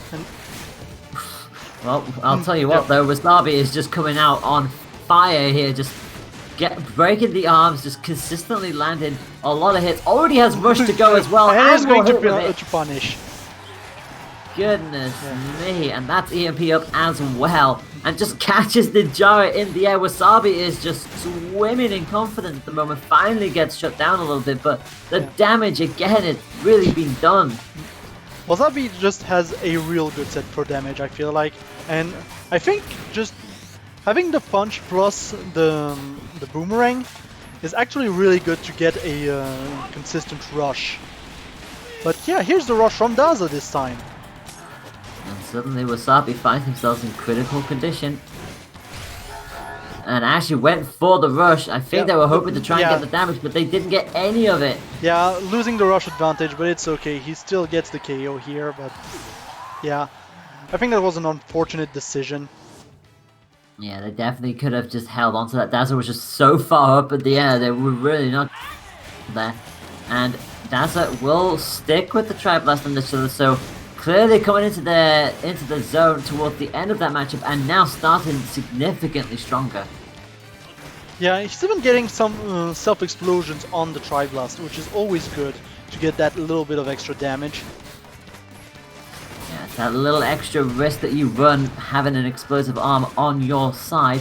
But again, Dazza eking out that health lead, finally gets caught by another rank, but they have Rush ready to go. Yeah, like both characters right now have Rush ready to go. And this is going to be a very tense situation. And this is a miss. This does not confirm, obviously. Still gets 30 out of it, but like that's not much from a Rush. Pretty much wasted at this point. Yeah. Oh wow, and a straight up element exchange there. So yeah, Dazza got chilled and also sent flying. But at the same time, Wasabi did get their own respective hit, but in the end, it doesn't matter at all because Ninja gets the finishing blow. Yeah, I wasn't sure if that was going to KO, to be fair. Like, I felt that wasn't going to KO, and in the end it did, so... Yeah, that explosive element again, just coming in clutch. Now we're back to round 3, so... This is, the first 10 seconds have been really even right now.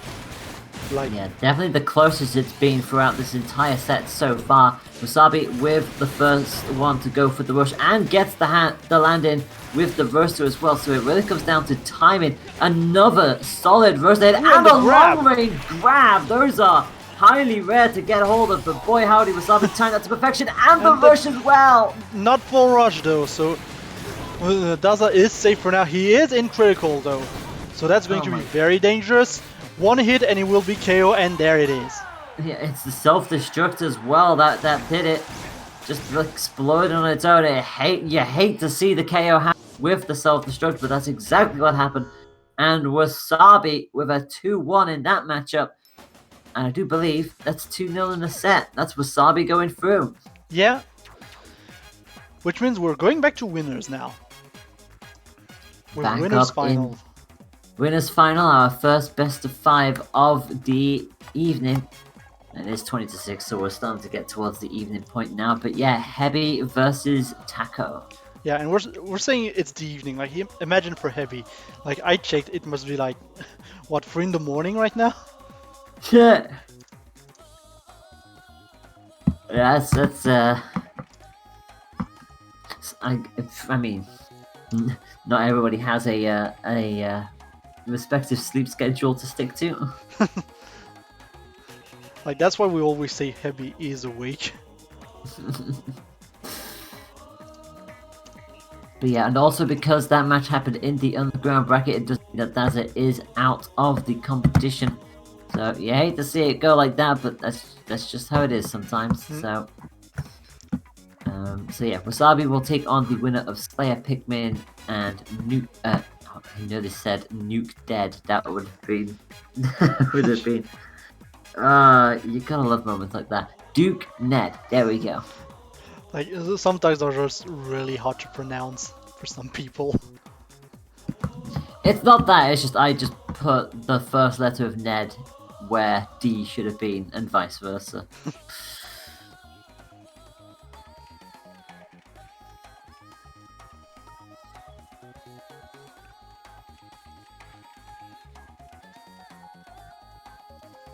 So we'll see. We're back in the winners bracket. So obviously we have our normal bracket that you can see here on screen. So more traditional, obviously. Yeah, I mean, we didn't see anything that spicy in underground bracket there. We just had we had Spring Stadium. Yeah, like weirdly enough, the spiciest stages we've had were in the winners bracket with Slacks. But even then, that was Ramen Bowl. Yeah, even then, that was Ramen Bowl.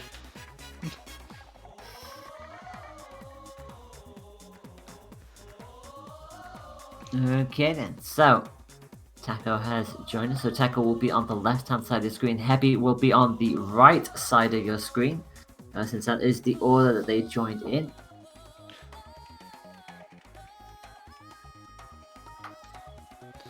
And now we await the starter stage bans from the pair of them. Yep. And we have confirmation from the other underground match. Duke Ned is out of the tournament. They lost to Slayer Pikmin by 2 points to 1. So it did go the distance between those two. But ultimately it is Slayer Pikmin who advances, an underground semi-final, which is what that match will be between Slayer Pikmin and Wasabi the Inkling. And meanwhile, in the winner's bracket, we are going to Temple Grounds. Hooray! Let's not do stupid stuff. I mean, not yet. Yeah. No, I said that because I was clicking on redacted, and no, it's not redacted. No, but that attitude isn't. So, on the left hand side of your screen, Taco coming in with Coil, triple toaster.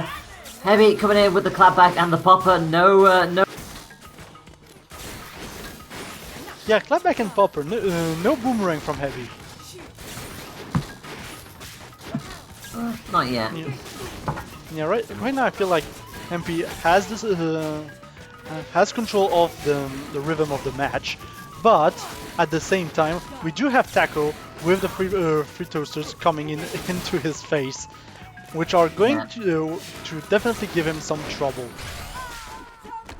And Heavy using the pillars in Temple Ground to their advantage, basically that extra shield to dance around, and that's exactly what they used it for, just to cancel out Taco Cat's rush and pretty much put them back to square one. Although having said that, Taco will probably not be there for too long because Coil charges up rush ludicrously fast. Yeah, obviously once again that third arm just helps in charging in rush, and let's not forget that toaster is one of the fastest arms to get rush to begin with, so you're going to see a lot of Coil rushes. And having said that though, we're also going to see a lot of cancelling from Heavy. Got the initial punch, but unfortunately just shifted him too far to the left hand side, and Heavy gets away with the rest of it. Yeah, I wonder if that wouldn't be an effect of lag, original lag, but I'm not sure.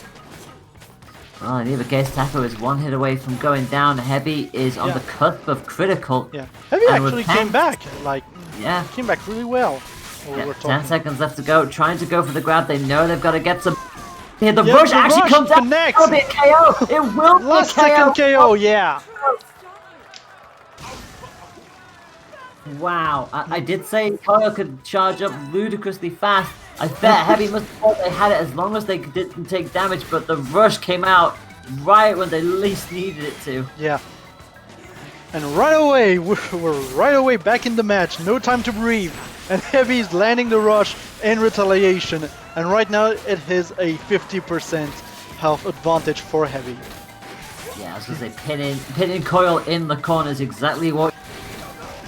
Especially if you've got the rush available and a weapon like the clapback as well. You just kind of just keep them there.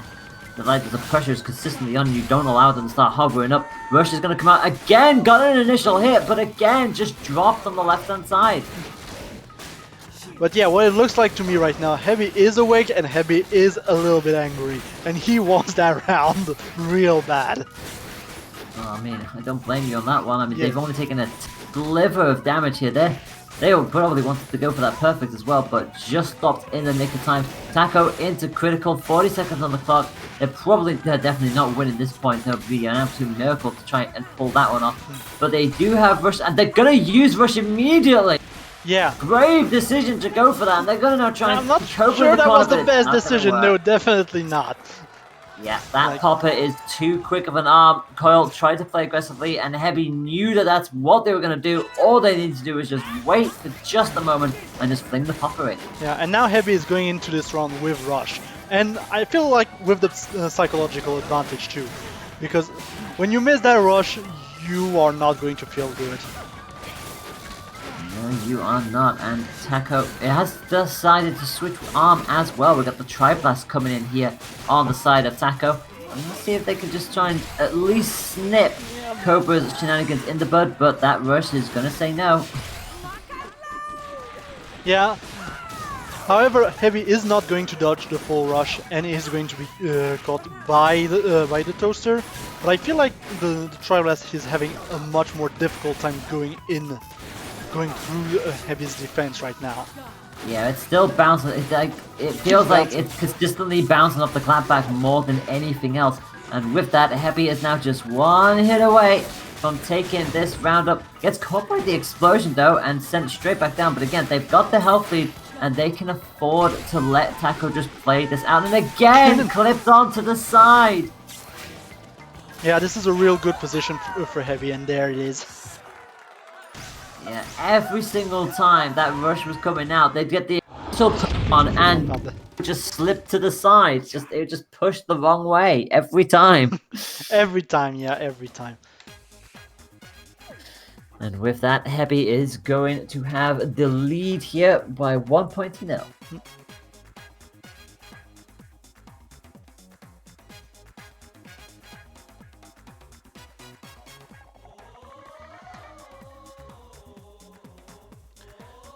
Okay, so if you're Taco right now, what do you want to do, honestly? Which stage do you want to go to? Which strategy do you want to do to actually fix what happened? Well, any stage where you can try and slow down Cobra as best as you can would be great. Also, a stage where Coil could just float around and just be unhindered would also be very nice. We're going to see Scrapyard, Ribbon, and Temple both banned. Obviously, we know that Temple, well, we saw Cobra do very well with that stage anyway. Scrapyard definitely robs the height advantage that Cole would like to try and build up. And Ribbon Ring kind of the same as well, because you've got those additional boxes to really have to mess around with. And we are going to see Mausoleum. So this, again, if the trampoline comes out, Coil will be absolutely, laughing. But at the same time, Cobra won't mind it too much either. They just sort of like slip and slide across that thing as well. So yeah, just to see how both will play out here. This is a double-edged sword. I don't think I'm not sure if any character actually wants to open up the trampoline right now, or if they just want to stay level without trying to open the trampoline as fast as they can. We'll soon find out. Yeah, well, it's going to be Taco who takes the first initial hit. Coming in with that Toaster and the Rang as well, so they're going to try and go around the clapback. Meanwhile, the Heavy Popper and clapback remains, and a grab as well. Good read, trying to keep their perfect ratio intact. The Popper is doing a really good job at poking Taco, while the clapback is just here for defense purposes and doing really well. And here's the rush that's going to punish, and that's a perfect from Heavy. Well, this just goes to show you how good Heavy is at this game, just completely going all in. We're going to see a switch from Taco. We're going to see the Hydra coming up alongside the Boomerang this time around. But again, Heavy doesn't need to change anything. If it ain't broke, don't fix it. Yeah. I mean, again, this is a real good hunt for poking, but I feel like Coil with the Hydra could actually just get some sneaky things in. But at the same time, I'm not sure Hydra is the best against Cobra movement, because Cobra movement is much more grounded than anything. Yes, and so far Heavy, despite being caught by that rush from Coil, has already brought their health deficit right back to the halfway mark and scored with the rush as well. The other fact is, that clapback is really huge on Cobra with the arms curve that this character is getting. Absolutely, and Taco gets knocked straight into critical, and another wake-up poke from the Popper. Heavy only needs one more hit to take a 2-0 lead in the set. Rush is going to come out, but again, Cobra just dancing around the pair of them and also throws the Popper out. Yeah. Nice poke from the Popper to actually punish that rush, which was really good, honestly, because the Popper is so fast that it can just boop. Yeah. And with that, that is a 2-0 lead in this set for Heavy. They've got control of this, and for Taco to come anywhere close to what Heavy is throwing here, they are going to have to do the reverse sweep. And yeah, we can confirm that this one is best of 5. Just for our viewers at home. So there is one more chance for TC to get something going against Heavy. But after that match, I feel like that's gonna be rough.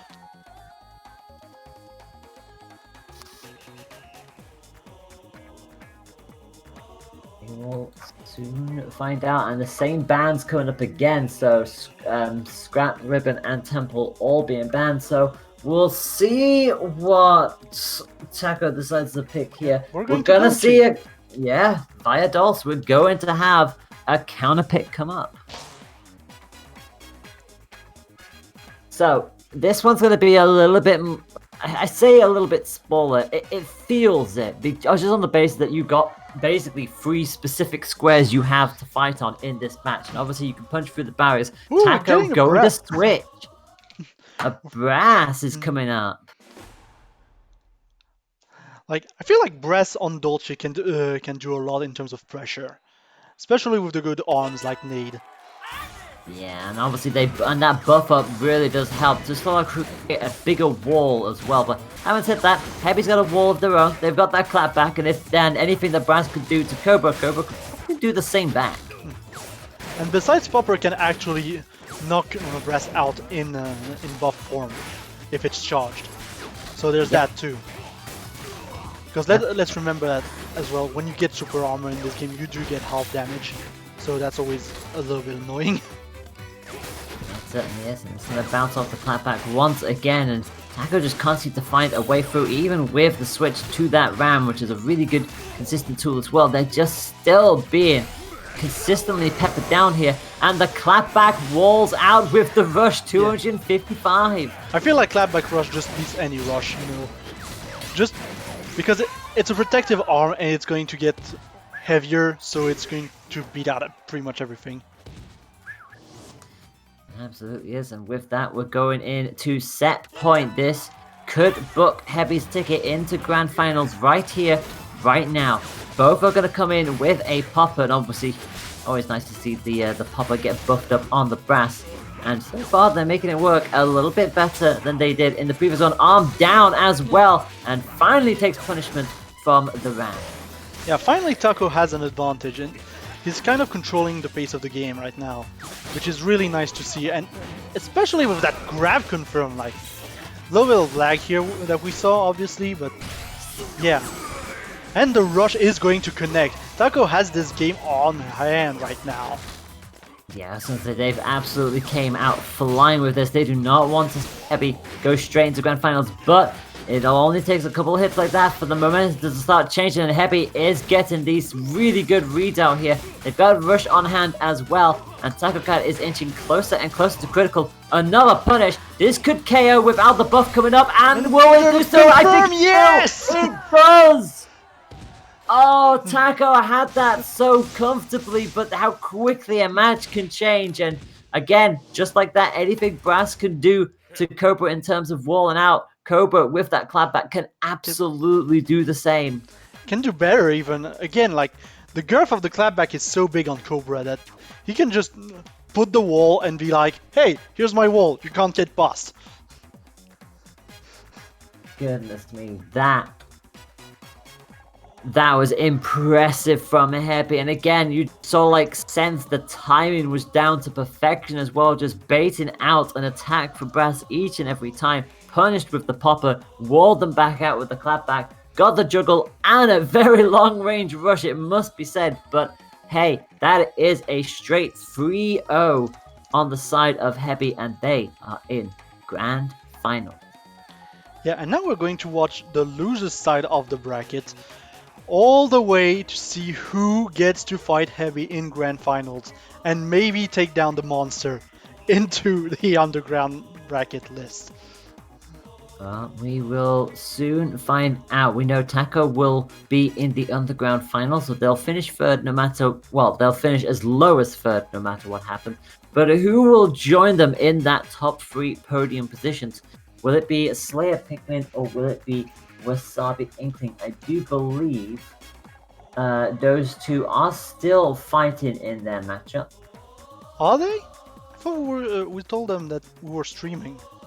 I think they've already been fighting. Oh, it's okay, it's okay.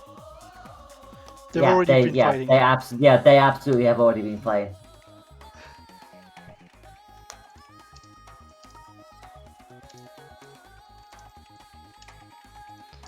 Yeah, so yeah, those two are already fighting, so we're just gonna be sat here and waiting for a while. Yeah. Wanna play a match while we wait? Oh my gosh, you saw how badly I got destroyed by Slacks earlier?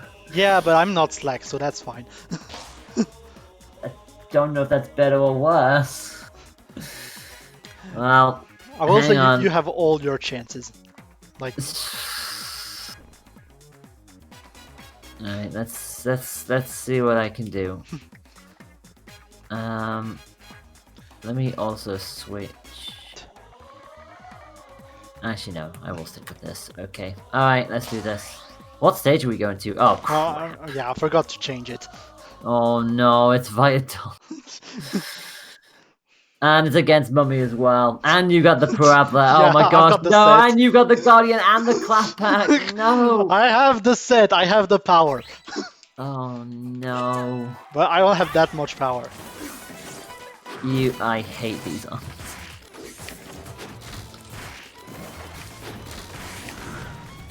Okay. Okay, it all comes down to timing here, isn't it? Oh, clap back! Get down. Please stay down.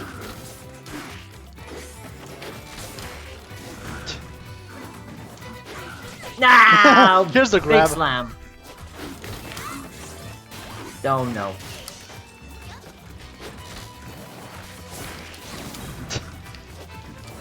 Dang armor. Oh, curses. Oh, yeah, grab. The grab didn't come out. I'm thankful that the grab did not come out.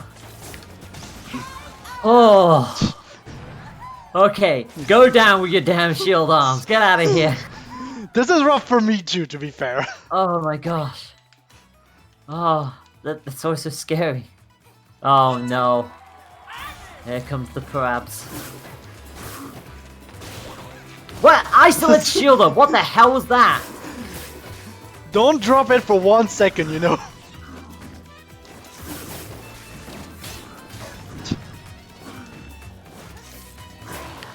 No. No. No. Here's the rush. Yay. No. Ooh, here's a grab. No. And also Yeah. no. Well, yes, but no.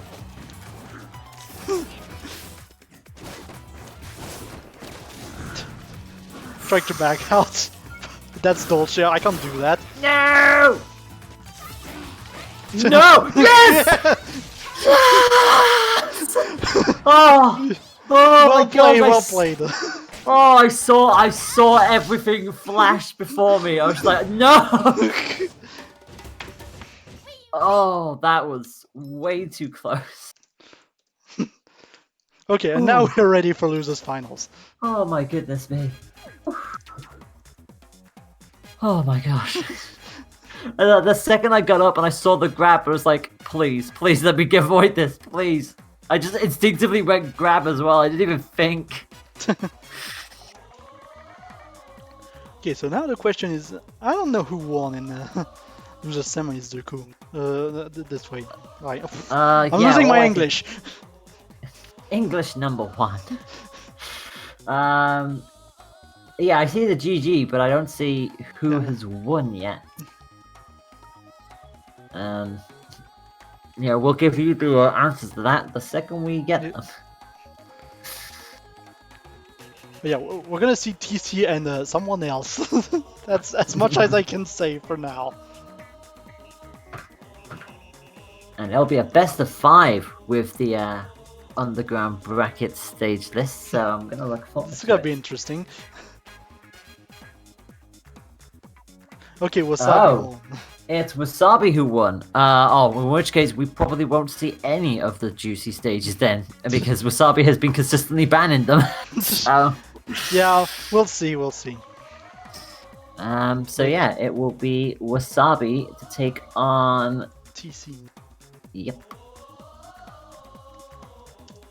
And yeah, they have been on different sides of the bracket the entire time. Wasabi took on Slacks and then took on Heavy.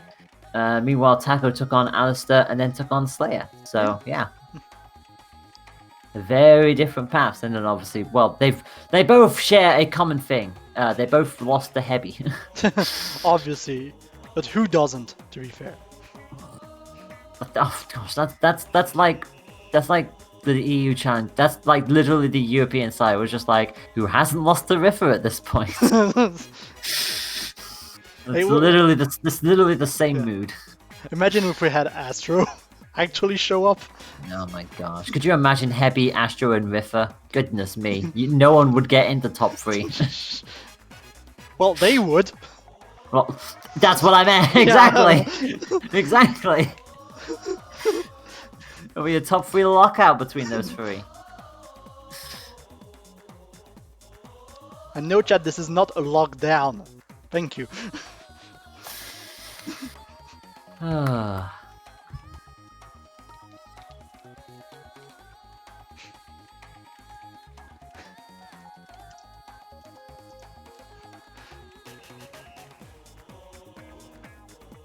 So with both of those two set to go, it's really going to be interesting to see. I think this is the fact that we've got Wasabi in top 3 here is really cool, actually. Yeah, it's really nice.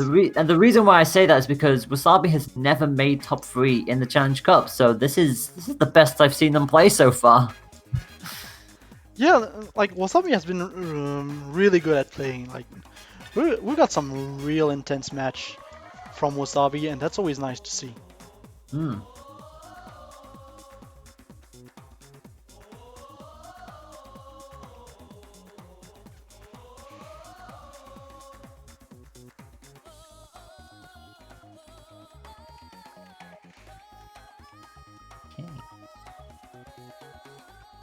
So whilst we await for these two to join in, a quick reminder that the underground bracket does have its own stage list, and the 5 starter stages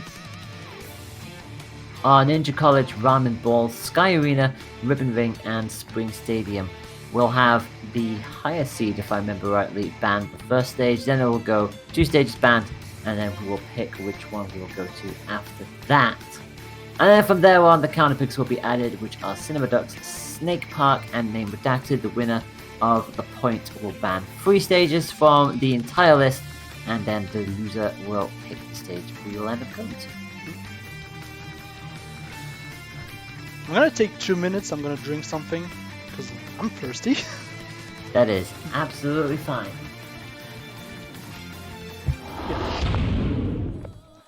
Hold on.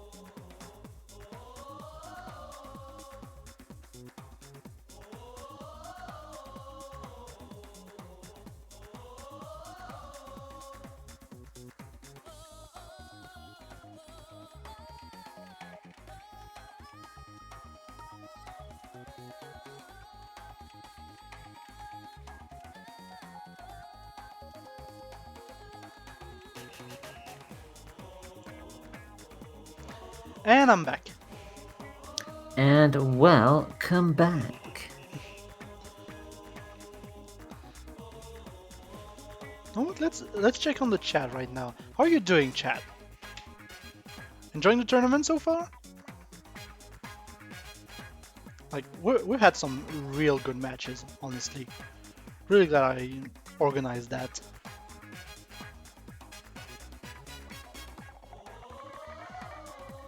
And also, I'd like to remind everyone that the winner of this bracket will get 15 euros of store credit on the console of their choice.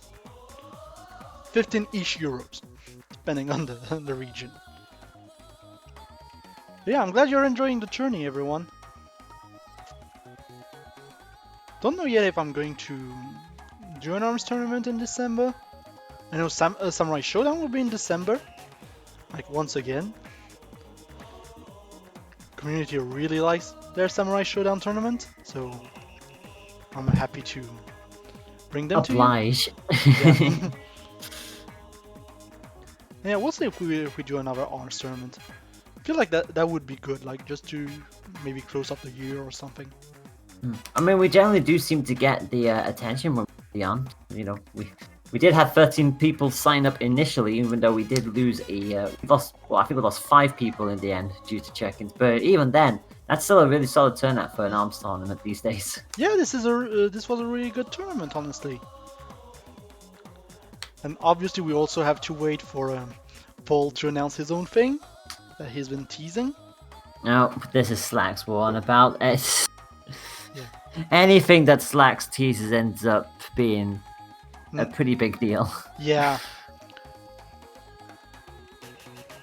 And then also on top of that, we've got America seems to consistently get online opens for pretty much a lot of their games at the moment. I know they're currently in the process of the Splatoon one, but ARMS gets a shout every now and then as well. So it's good to see the game still getting some love. And then obviously that's not that's without mentioning the fact that, you know, as Europeans, when we haven't had a single online open official one, so we just make do with what we have. And we've got the Scrapstar series in there. We've got the champion of the Europeans. I think that's what that title is. I could also have just messed that title completely, but you know which one I'm on about. The one that Aero. Yeah.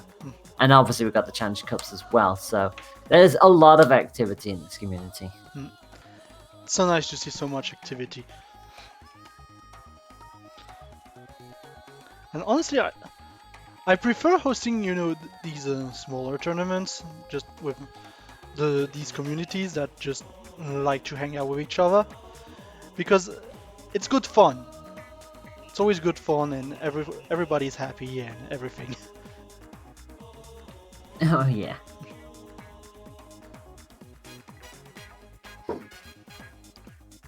Okie dokie. So it looks like Wasabi is just getting back to the game now, and it looks like we should be gearing up for our underground final any moment now. Yeah.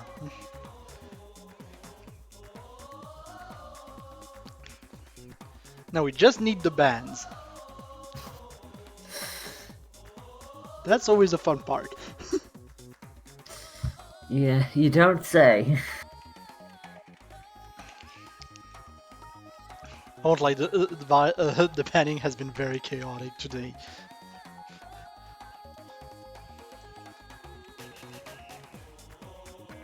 Just as a heads up, that I think, let me refresh just to make sure if it has indeed been the case. Yeah, just as a heads up, Underground Round 3's score still needs to be submitted. Yeah. I tried to submit them myself, but Chrome doesn't want to work right now with Challenge. I don't know why. Yeah, it's been having a bit of an issue. So... Yeah. And I think every Challenge time, yeah, I think Challenge is having some trouble, you know, hosting all these online tournaments. I think that's what's happening. Just, I guess, not enough server space, server bandwidth. Yeah, not in the slightest.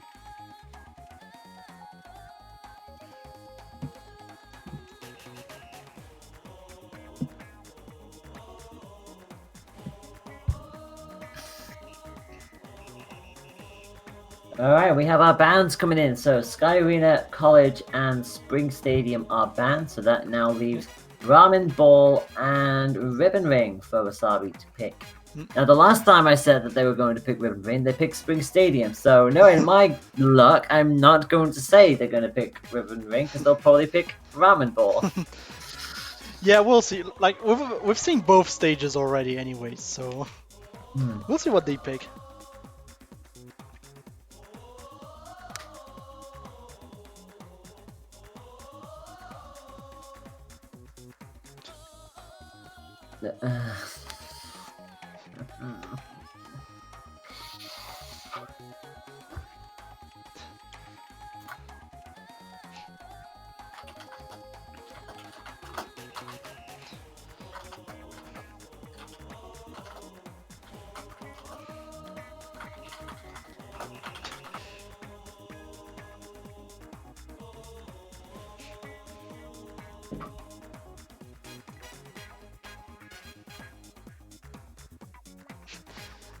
We're getting suspenseful in this Discord right now. God. Why? Oh We're my not. god.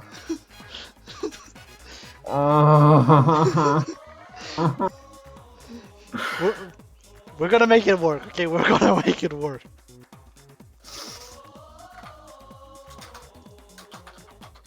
Sorry.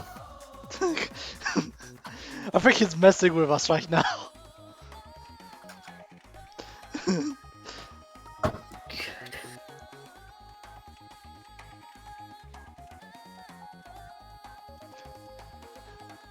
Mm.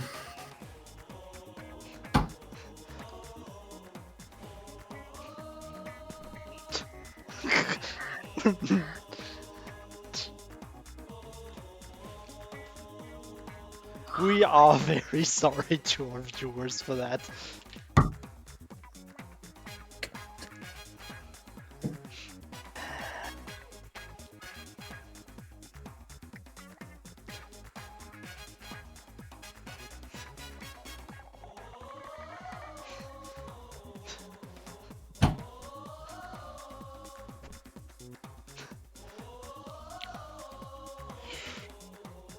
I think this is going to be a long this finals.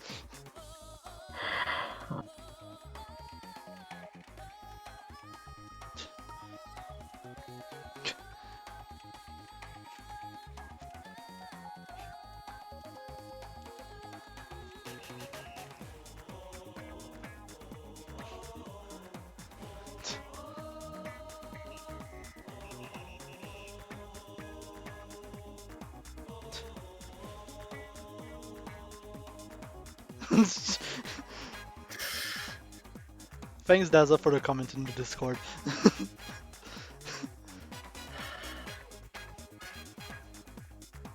We are still waiting on the bans.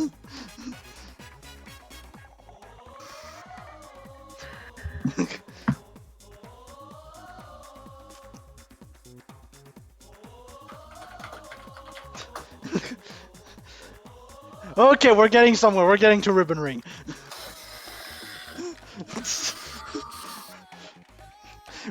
We are going to Ribbon Ring. This is all good, everyone. We're going to Ribbon Ring. Let's go. We are starting.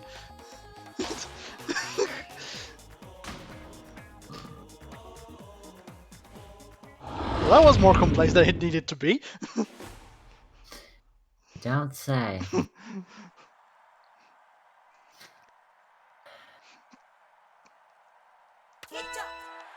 Anyways, we now have Springtron against Dr. Coil. Matchup we've already seen today. But still think it's an interesting matchup. And we have the dragon on Coil's hand. Yeah, we're gonna see double the dragons coming out, so 2 lasers for the price of 1, which I honestly don't see that coming up for Coil that much at the moment, but still, Taco making this work beautifully, keeping Wasabi just pinned into the corner, breaks the arm as well. This is probably going to be a perfect if it keeps this up. I think a little bit of chip damage off the shield, but other than that, it is seriously one-sided here. Taco finally gets caught out, but again, the damage has been done. Yeah. And the grab is going to finish off this this round. We're going straight into the next round. Taco dominating that round, like no questions asked. Yeah, no questions indeed. And Tron immediately going to switch out. We're going to have Chiller, Rang coming out. Taco not going to switch up from the Dragon. Going to keep that at their disposal. Gets covered, immediately retaliates with the rush. Misses with the Dragon, but at least gets 160 with the Toast. Yeah, I really thought the rush was going to get caught by the EMP. But like, the timing is really good on EMP at times, I feel like. Absolutely is. And again, Taco just keeping Central Stage for the time being, and again, walling Wasabi out, not giving them the chance to even get remotely out of this kind of situation. Dragon comes in, sends Tron down into critical, and the grab will get the KO. A quick game 1 by Wasabi. Just dominating, completely dominating Taco right now. So I wonder what the response will be. Oh, I won a badge. And with that, I'm afraid I'm going to have to bounce. I've come completely burnt out here. I'm sorry, but I'm not going to be able to finish off this tournament. So I'd like to thank you very much for inviting me in to do commentary with you, but unfortunately I've lost all energy right now. Yeah, it's okay. I can understand that. I'm taking it from here. Get some That's rest. alright. Thank you for Alright, coming by.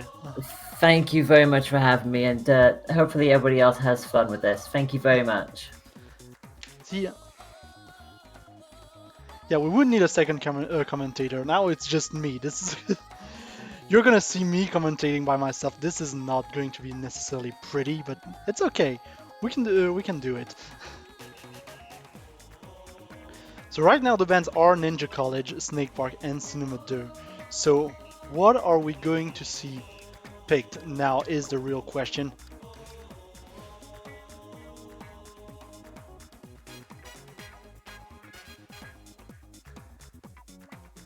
Like, by the way, if someone just wants to jump in on commentary, no problem. Like, yeah.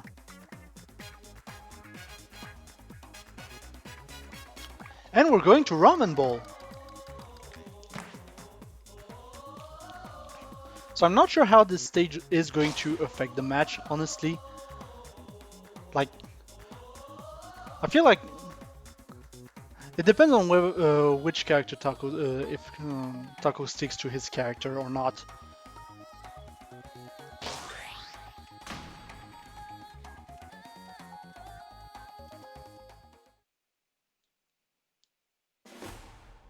And then we've got Taco as the coil and Wasabi as the Cobra.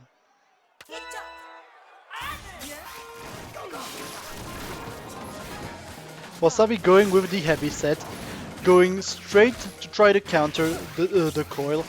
But I feel like coil is really good on this map, just from keeping the height advantage as much as possible. We'll see. The dragon, however, is going to be a little bit annoying. This is a really even matchup right now. Taco has the rush advantage, can pop it at any time. We'll see if it does. That punch clipping out a little bit.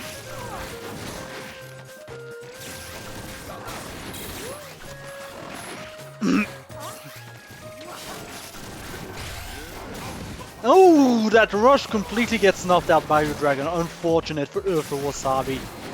Taco completely in control of that game right now. And the rush that is not going to connect. It's going to do good damage to shield, but it's not going to connect. And here's a knockdown. Like, Taco has this right now. And this Wasabi does an impressive run back, which can start with a rush, let's admit it. Taco still has the health advantage. No longer has the health advantage. This is anyone's game right now. Taco does have the rush advantage. I don't think he wants to pop it right now. 10 seconds on the clock. 1 HP on Wasabi's end. And yeah, that's gonna be a timeout. Taco wins the first round.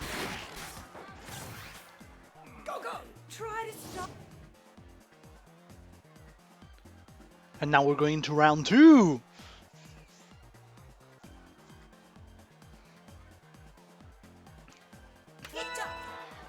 Wasabi switching it up with the roaster. Still having the clap back to try and control the pace. But right now, it's he did get a little bit clipped. I don't think this strategy is working, honestly. The Cobra definitely isn't what should be used right now.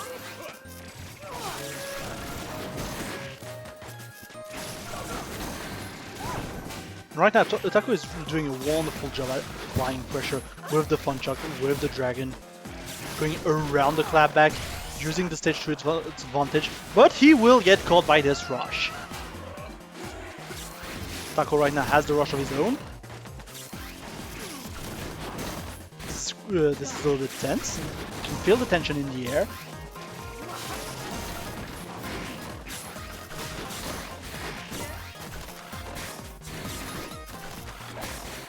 Like, a lot of defensive play happening right now.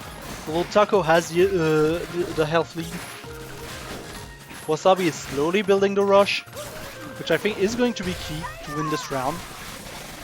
He will block the rush from the Funchok, but will get shield broken from it. Funchok does a lot of shield damage from rush.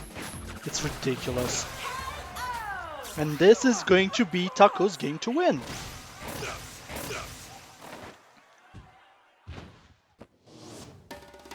Trial complete. Now going into game 3,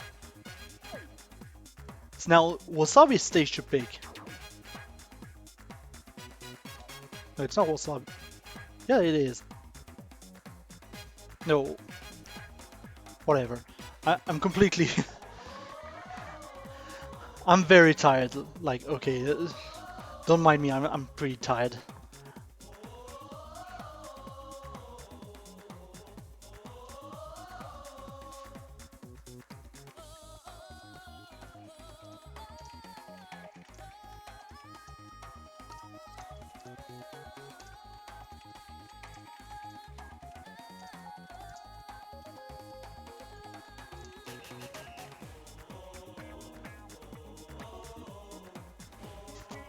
And since we're going to Strength Stadium.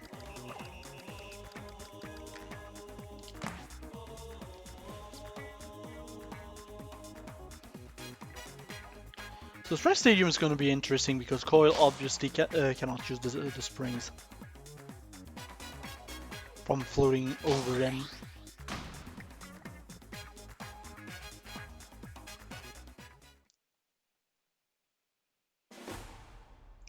Ooh, and Wasabi switches to Brass.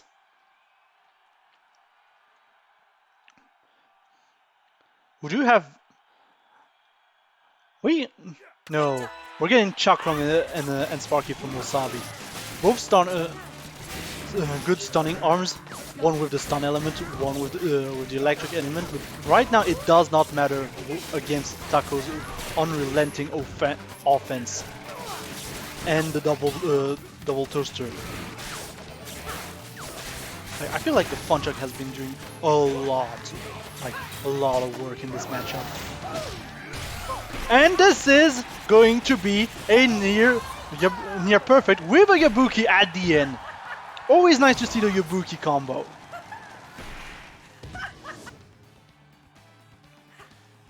Nice closure from Taco going into round 2. And Taco now using triple toasters, yeah. I do not know what Wasabi can do to actually improve, but right now he's doing a pretty good job at actually improving.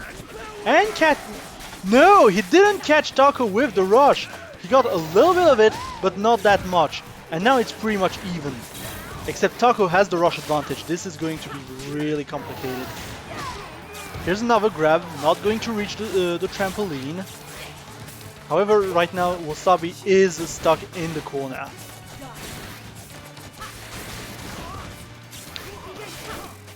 Look at this unrelenting offense from the triple toasters, and the grab, and the confirm, and the rush, and the KO. We've got another Yabuki, and TC takes this one convincingly. Convincingly.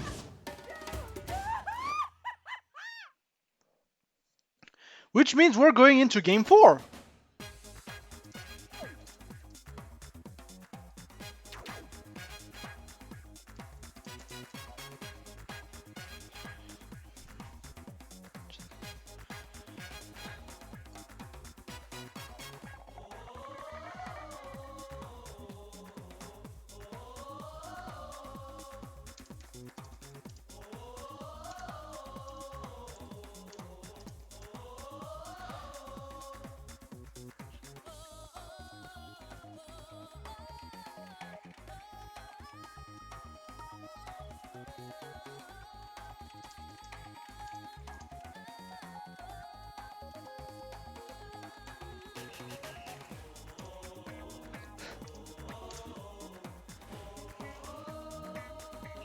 Wait, no, TC didn't. Oh, okay, my mistake. TC won free. Like, My mistake. I guess the position swapped out during the fight. So yeah, that means we're going straight into the Grand Finals. Finally reaching the end of the tournament.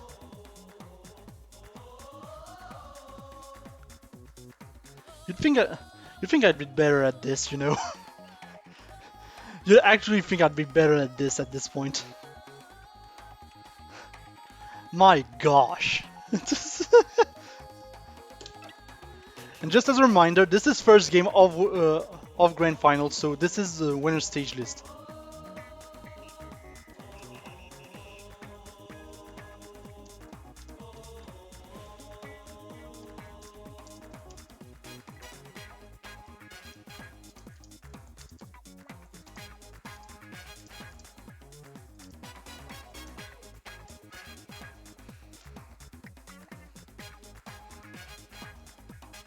So we're gonna see the normal stages. Of course, if there is a reset, which can happen if TC wins 3 games, if there's a reset, we will go into losers stage list.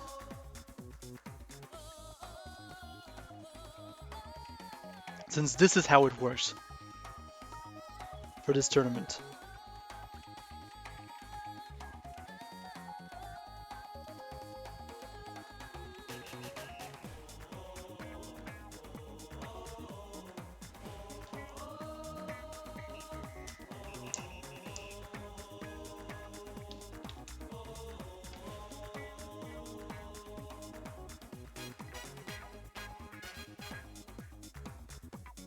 And now we're waiting on the bands. So just as a reminder, this is the run back from winners finals. Like, we've got TC who wants to take his revenge on Hebi. But will he be able to do it? Will he be able to escape from the Banished? Drumroll, please. No, not drumroll.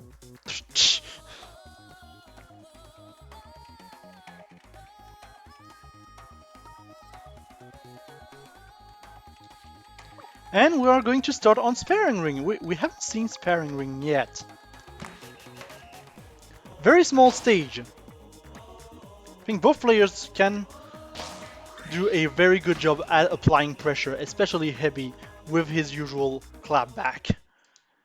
Can do a good job at applying pressure, but at the same time, the small stage might tamper with him. Because Coil will be really quickly in his face. Coil will use the dragon though. Which also cannot really be reflected by the clapback. And already Taco taking the lead in this match really early, and still ridiculously fast at building rush. But Hebi is keeping pace right now. Really feels though like Taco is in control of the pace of the match. And the rush will connect for 110 damage. Nice.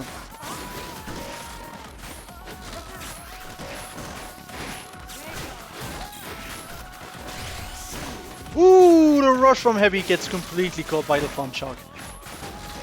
And now Taco has the rush advantage again and the health advantage. But we've seen it before, Hebi can do some real good comebacks.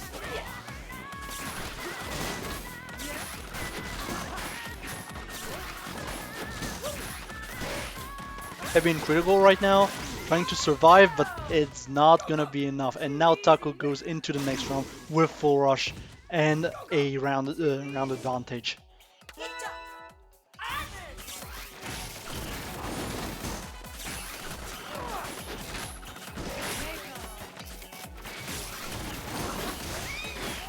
Hebi getting first blood, not getting much out of the win. But then again, you can't really have much. Ooh, you can have that though. The clapback's gonna snuff out this rush, and That was a weird trade. That was an interesting trade. Yeah, sure.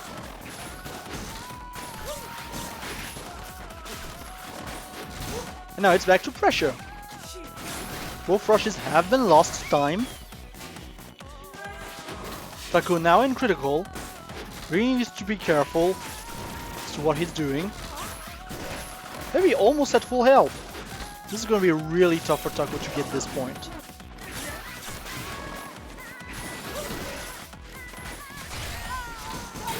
Ooh, and the rush is not going to come out. It's going to be completely snuffed out by the popper. Ooh, the confirm not going to be enough, but the grab, the weird grab hitbox just getting Taco off the ground.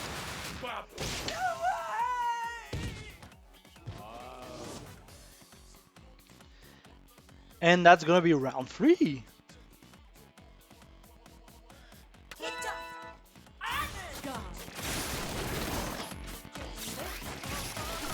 Bring pass straight into it. Hebi gets the rush. Gets the full rush. With a little final confirm at the end thanks to the win.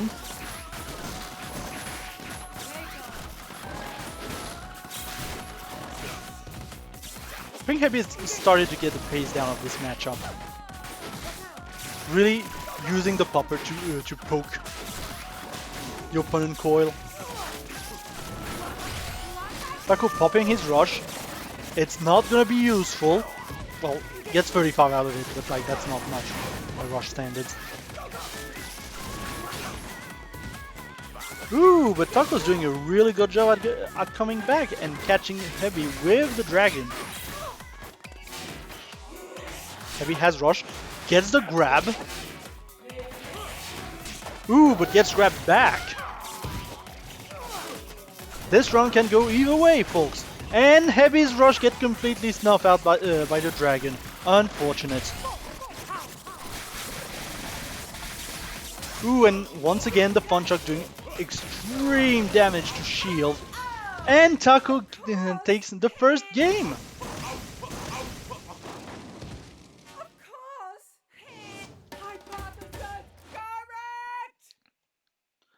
Nice one by Taco, who gets a game over Hebi.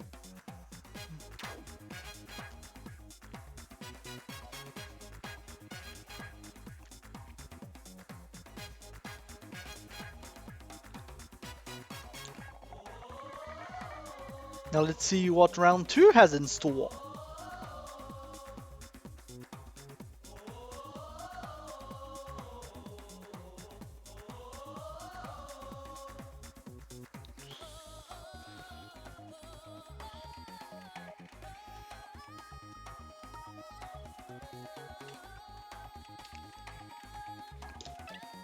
Are we going to see a change of strategy by Hebi? I don't think so, honestly, because like he's well known for the clapback plays, let's be honest.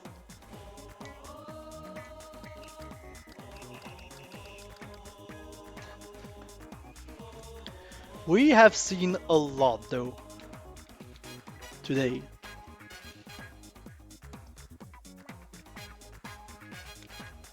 Oh right, forgot. Sorry about that. Should be fixed now.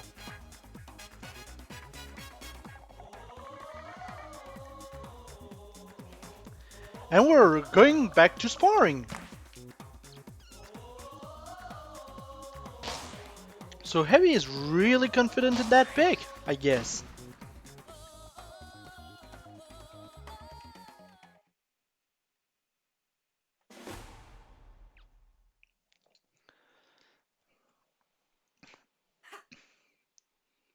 Yeah, we're sticking to the same arms loadout. Question is it going to play out differently for Hebi? Right now Taco did get first blood though.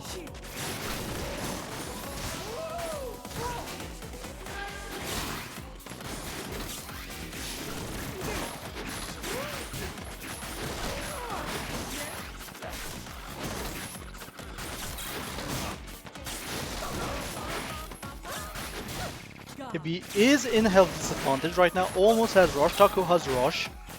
Can pop it at any time. Like,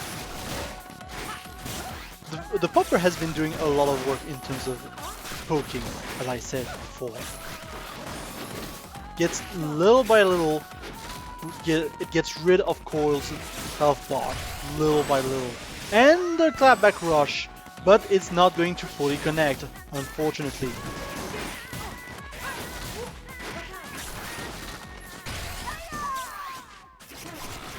Ooh, Taco delayed the rush to catch Hebi off guard.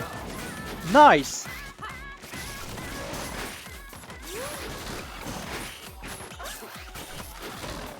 No, this is not reset in Dazza. This is regular grand finals.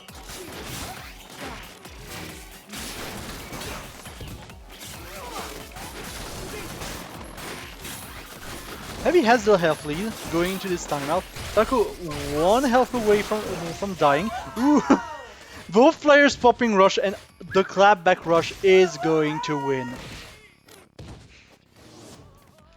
Which means this time Hebi has the point advantage going into round 2. But we are back to 0 in terms of rush. Funchak doing phenomenal job at catching a Cobra.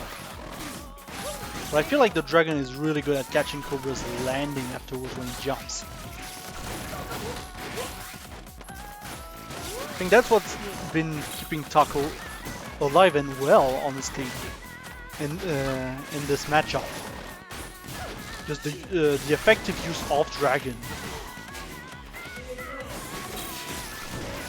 And meanwhile, you do have Hebi slowly chipping away at Taco's health bar.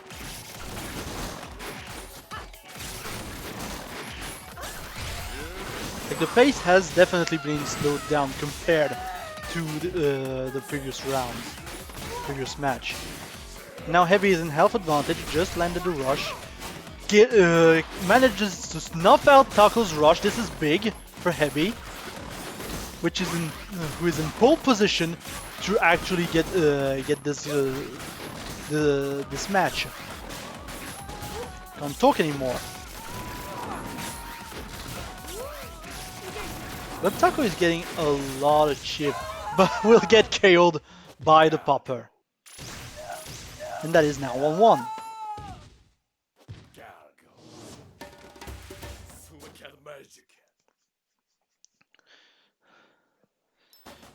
So here's the thing.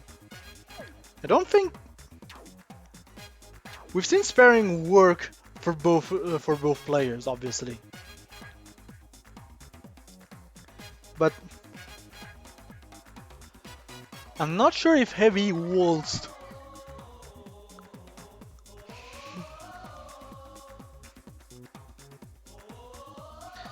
Like, okay, we're going to Mausoleum. Which, as we said before, good stage for Coil if the trampoline breaks. Kind of snuffs out Cobra's movement, but at the same time Cobra is pretty fast and can get away pretty easily. Then again, it is clapback Cobra, so it's going to be much slower than your usual Cobra.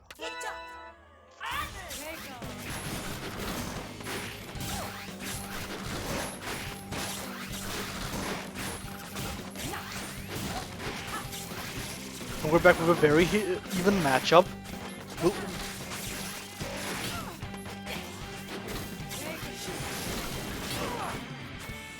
Like, Taco is doing a very good job at snuffing out Hebi with the Funchak. But at the same time, Hebi is still getting his pokes with the popper pretty consistently.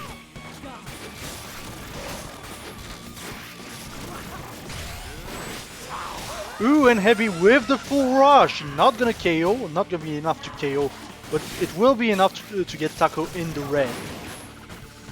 Taco does have rush, however, at his disposal if he wants to pop it.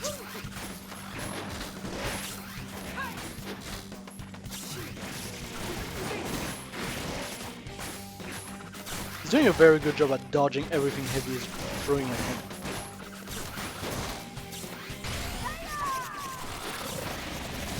Ooh, and the rush will land on Taco's end. Not gonna be enough to get Heavy in critical, and Heavy is going to take this round. Pretty convincing run by Heavy. And we're going straight back in. No time to think. Same loadouts. We're going in. Heavy going for the rush. Good punish. Good full rush. Taco's already down a quarter of his health bar, but is slowly chipping away at Heavy's health bar as well.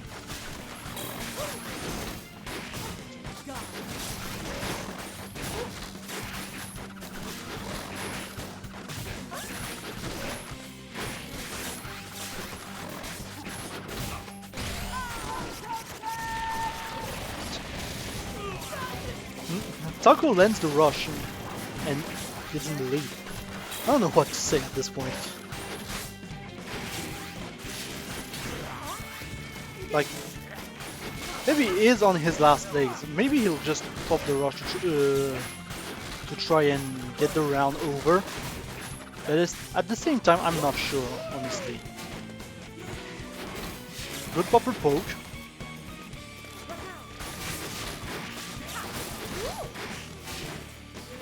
Taco almost in the red.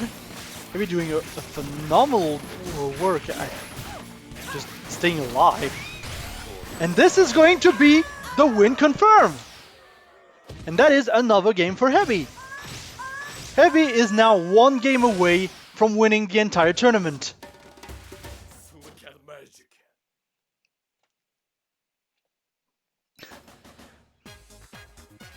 Yeah, geez, like Heavy with the nice comeback here. Like, you can never count Heavy out. You can never count Heavy out.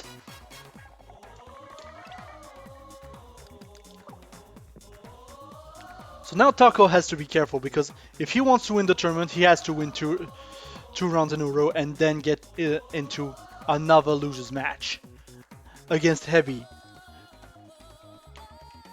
And you know how hard it can be.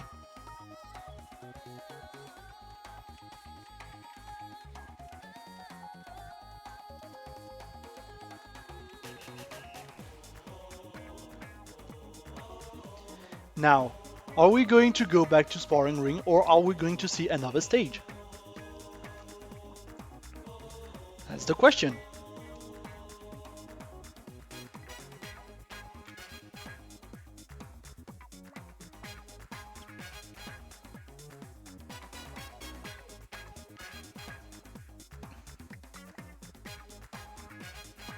And once again, I'd like to remind you that the winner of this tournament will get 15 euros worth of store credit on the platform of their choice. 15 euro-ish, depending on the region. Yeah, this has been some high-level arms. Really like what we've been seeing in this tournament. Really enjoying it. And I hope you at home are also enjoying it as much as we are. Well, I am right now.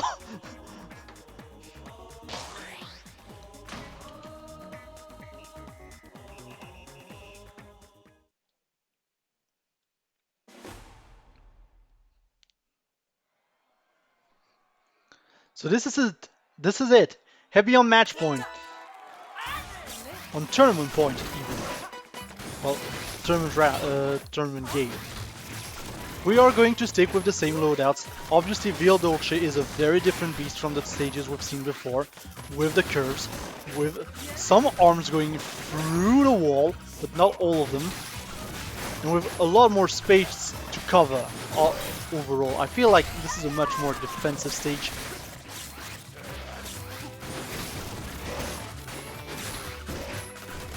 Overall. And Taco doing a really good job at just slowly but surely getting Heavy, but Heavy is coming back. Like, I feel like I'm saying that every round. Taco starts really well, and then Heavy just gets in and then it's over.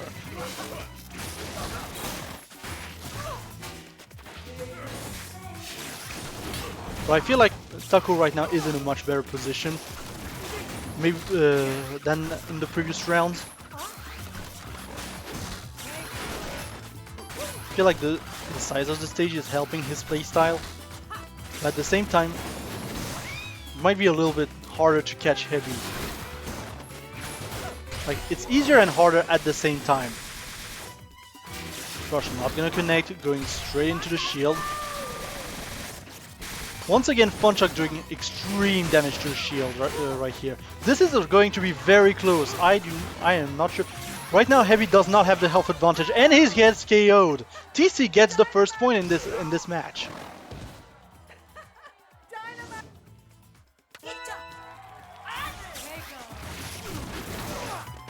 Heavy with a slight rush advantage. Not by much though. Gets the first blood thanks to Taco's own Funchak. Clapback doing a lot of work right now. And the rush to punish. Heavy now has a 50% health lead. Ooh, Taco tried to delay the rush to try and catch Heavy off guard, but it wasn't enough, and Heavy just walked out of the way of the rush. Unfortunate, but that's a wasted rush. First blood though on Heavy with that grab.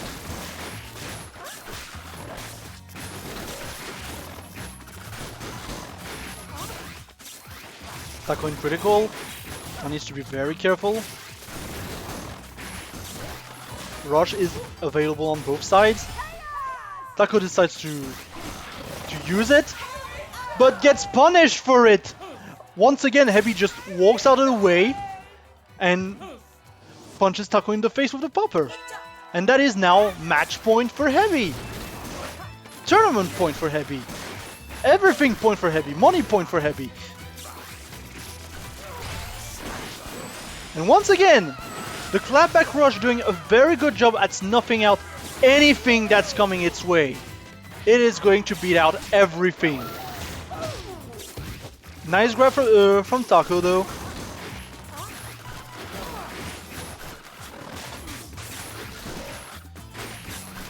Shield is weak on Heavy's side.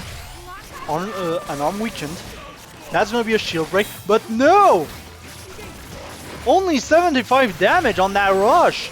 And now the clapback rush can just go!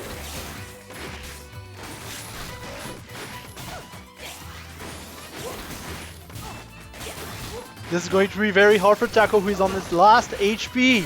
He's gonna need a miracle to make this work and save his life, and that's gonna be it! Heavy takes Battle for the Den. Arms escape from the Banished. What a mouthful!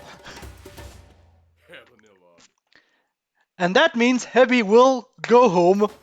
Well, he's probably still home, but he will go home with 15 euros on the platform of their choice. Probably more like 1500 yen, to be fair, because Japan.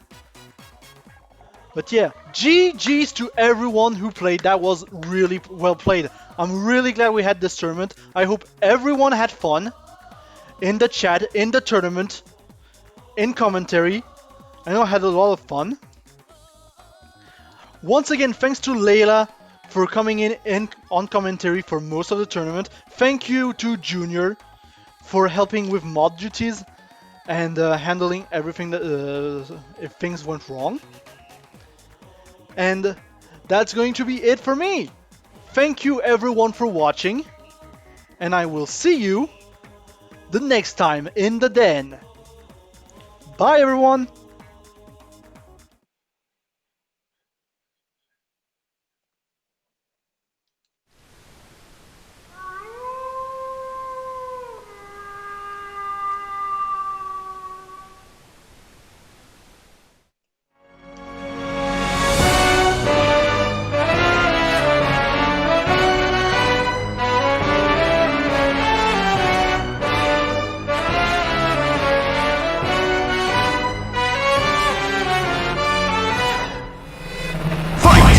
Oh man, are you ready for this? You can feel the calm before the storm as the round begins. This is gonna be a match to remember. This battle is about to explode.